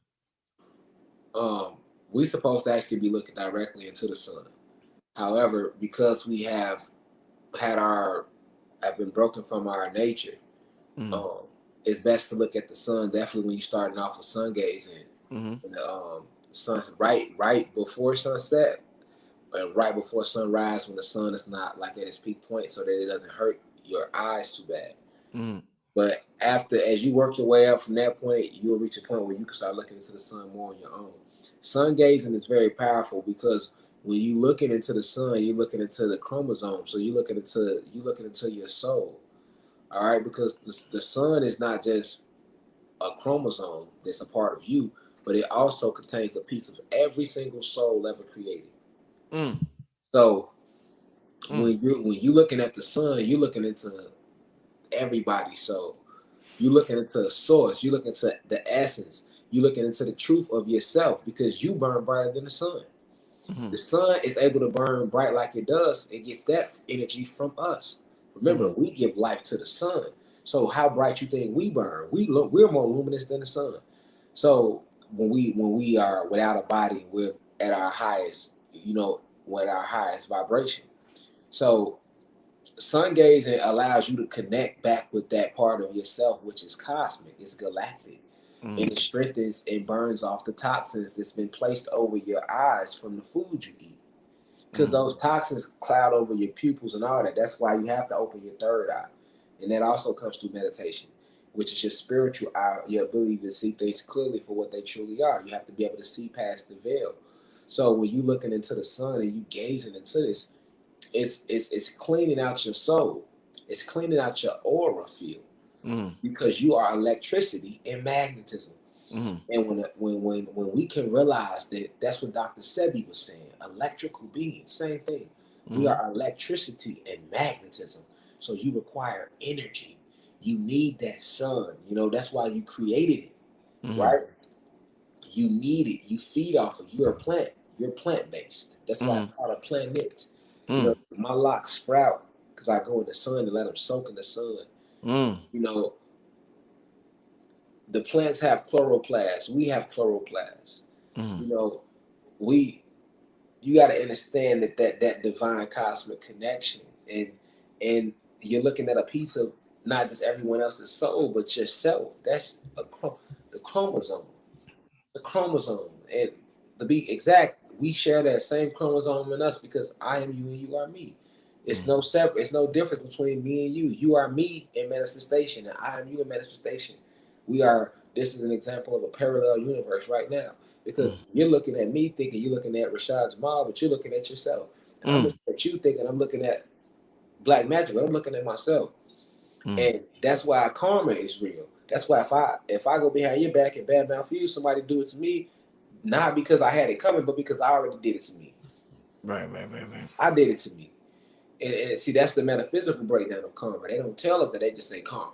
But that's because they don't want you to know that you are everything and everything is you, because that's where the power is at. That's when the connection comes back, because it's not just with you and your people, other gods and goddesses, but with nature. So then you start to treat everything the way you want to be treated. You don't send out a frequency that you don't send back to you when you recognize that you're one with everything. You don't do that. It's different now. And now you have more help too. You have more help. You understand that no, you're not alone at all. You are literally everything around you, down to the microcosms and the macrocosm. You know what I'm saying? Like, so that's why when you sun gazing, it helps to clear that out. It helps to connect you back to that part of yourself. And that's the part, once again, that they fear. Because now elemental beings can communicate with you more. You on a higher frequency. You can see them now. They there the whole time, but you can't see them because you're not on that frequency. But it was a time when you was on the you created the elemental being. You created everything. So every being, everything around you remembers you, but you don't remember it. The rocks remember you, the birds remember you, the grass remembers you, the elements remember you, everything know you. You the only one walking around in your own house with amnesia. Damn. Spiritual amnesia. The only one with spiritual amnesia. That's crazy. Yeah, we the only one. So that's why we gotta connect back like that. And sun gazing it aligns you with that. Just like crystals, they don't want you doing none of it. Listen, do you know I was trying to just get some obsidian, and the person I normally get crystals from, because I sell real crystals on my website, and they sell out so quick, and I'm like, man, I need some more obsidian. So I was trying to get some obsidian, and I couldn't even get it. He like, man, they not restocking obsidian no more. And me understanding the power of obsidian, is one of the most powerful protection crystals, right?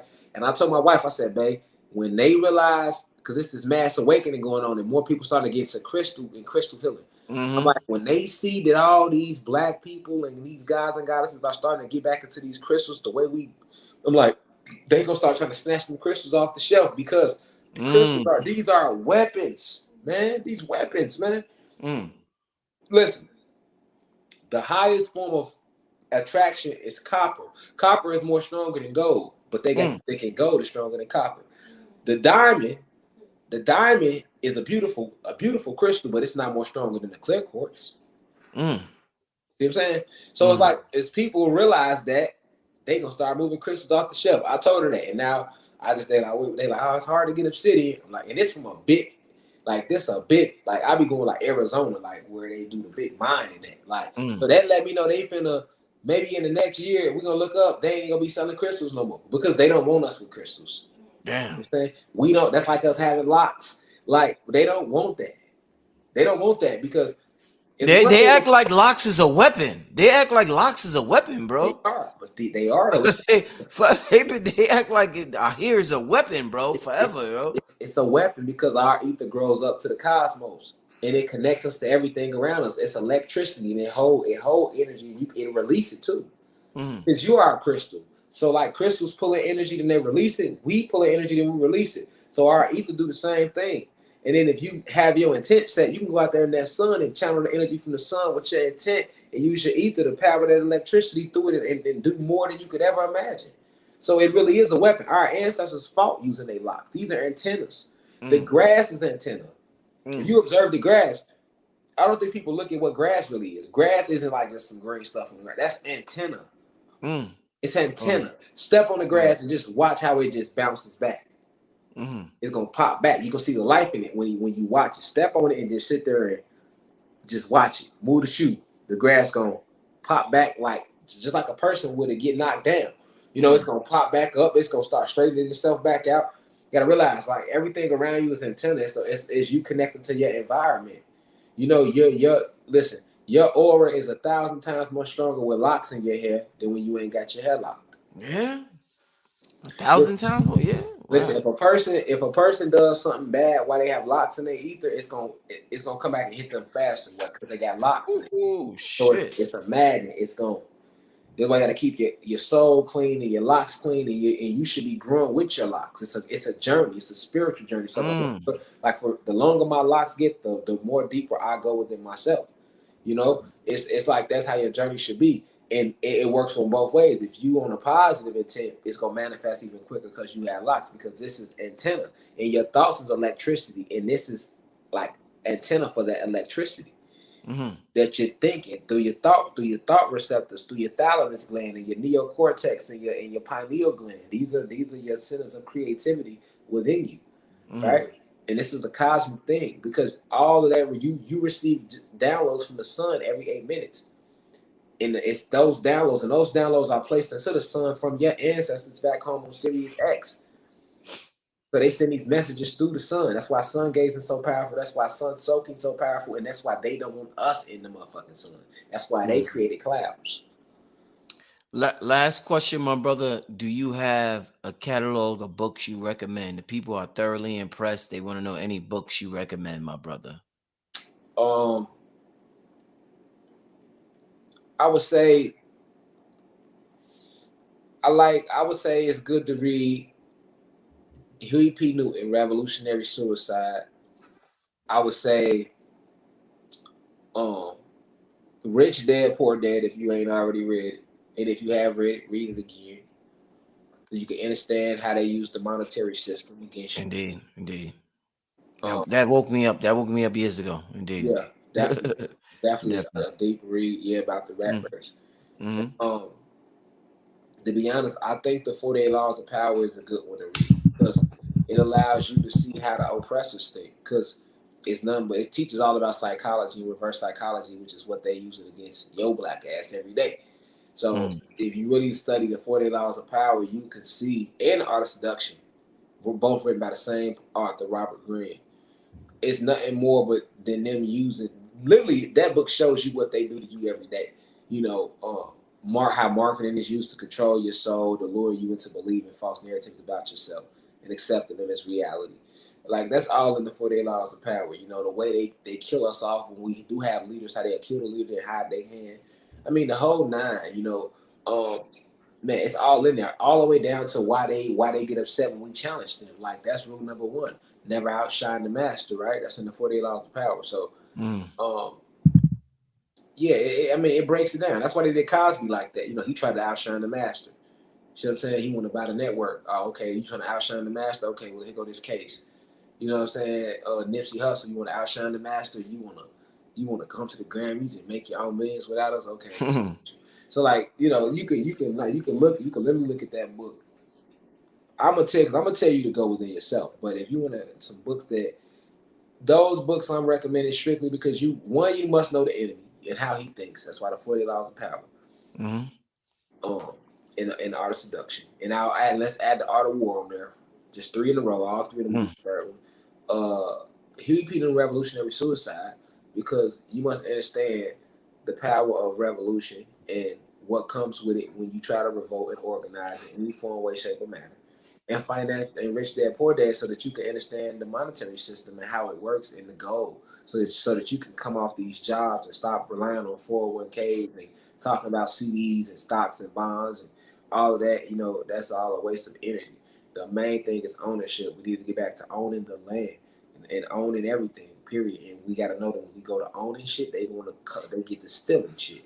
So then we got to be ready to defend everything that we own with an iron fist. And that's what history is for. History is there to remind us of how violent they will get once they see us standing independently. You know what I'm saying? So we got to be ready for that. And I feel like this generation we is.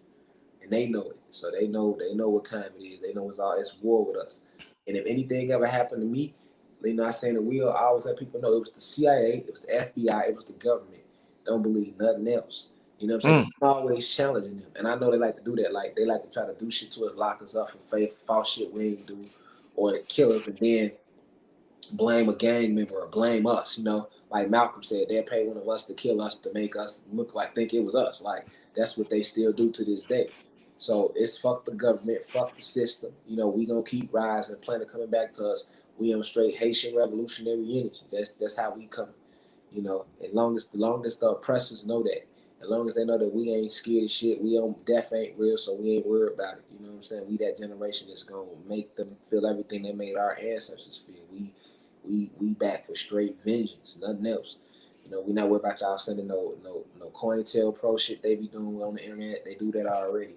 But we not worried about no infiltration and none of that. It's a different type of spiritual energy, like the planet coming back to us. Everything vibrating low will be eradicated. Everything about the soul will be eradicated. The frequency we own in this new in this new energy is pure peace. And if it ain't about peace, positive energy, always creating elevation, it ain't gonna make it through. It's gonna self combust, you know. So that's all we here to let it be known. Like, all that killing each other, that's dead. All that selling drugs in our community, that's dead. All that shit dying. You know what I'm saying? And we here to make sure it die completely out. Can't none of that energy come along. You know what I'm saying? The gangs, them the real army anyway. So ain't no more gang banging. Ain't no more shooting guns at each other. That's the army. Y'all want to shoot some guns? It's a whole bunch of motherfuckers wearing slave patrol badges disguised as cops, government officials. You feel me? Like, you gotta make it be about something. You can't be scared to transcend because death ain't real, and you already enslaved in this motherfucker. So if anything, make a change for the next generation, and that's what we here to do. I'm thinking about my great great great great grandkids. I want them to look back and be like, oh yeah, that generation, they made a change. They wasn't going for that shit no more. You feel me? We didn't already live, so this ain't about, oh, I'm scared to leave here. I don't want to lose my life. You gonna leave here anyway. So if you gonna leave here anyway, make a motherfucking difference while you here. You know what I'm saying? Let it be for a cause. That's all we on. You know what I'm saying, God? All I gotta say. Man, such a pleasure having you on here, my brother. Such a pleasure. Um, Tell the people your contact information one more time, your website, everything. They could get in contact with you and get more information. Y'all can visit the website www.theuci.online. Also follow me on Instagram, IAM_Rashad Jamal. That's IAM_Rashad Jamal, _RASHADJAMAL. Subscribe to the YouTube channel. And be careful on Instagram because it's some fake pages, but you gonna know my page. It got like almost like 40, you got 45K, 45,000 followers. So you'll know my page. But also subscribe to the University channel on YouTube. We on here normally every Sunday, but I came on here with my brother today, and I appreciate God for bringing me on his platform. Make sure y'all subscribe to my YouTube channel every Sunday. I go on my platform and get What's your YouTube? What's your YouTube again? It's the University of Cosmic Intelligence. The University of Cosmic Intelligence. That's all you got to do. Or you can put in Rashad Jamal. You're going to see my music channel pop up, but you're going to know my university channel because they got like 105K subscribers. My music channel got like 17K, so you'll know the difference. And they got my logo on my university channel. So, but definitely I appreciate you for bringing me on, God. I appreciate all the guys and goddesses who tuned in. You know, I can't see the comments, none of that. I just see you.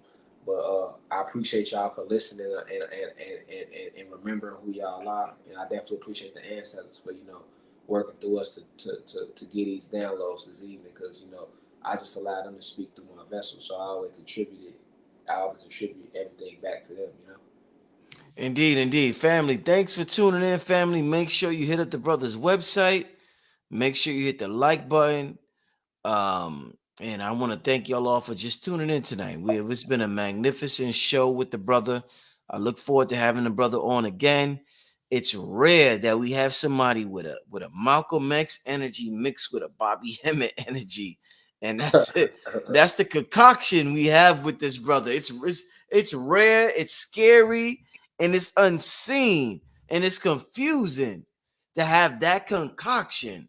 So to have that Malcolm and that Bobby energy combined in one vessel, man, that's wow, that's a dangerous thing. So, Rashad, keep doing your thing, my brother. Family, thanks for tuning in. This is Brother Rich with Rashad Jamal. We getting out of here, family, and I see you next time. Peace to everybody. Love and light. Peace to the gods and goddesses, Planet Kai. Indeed. Peace, y'all.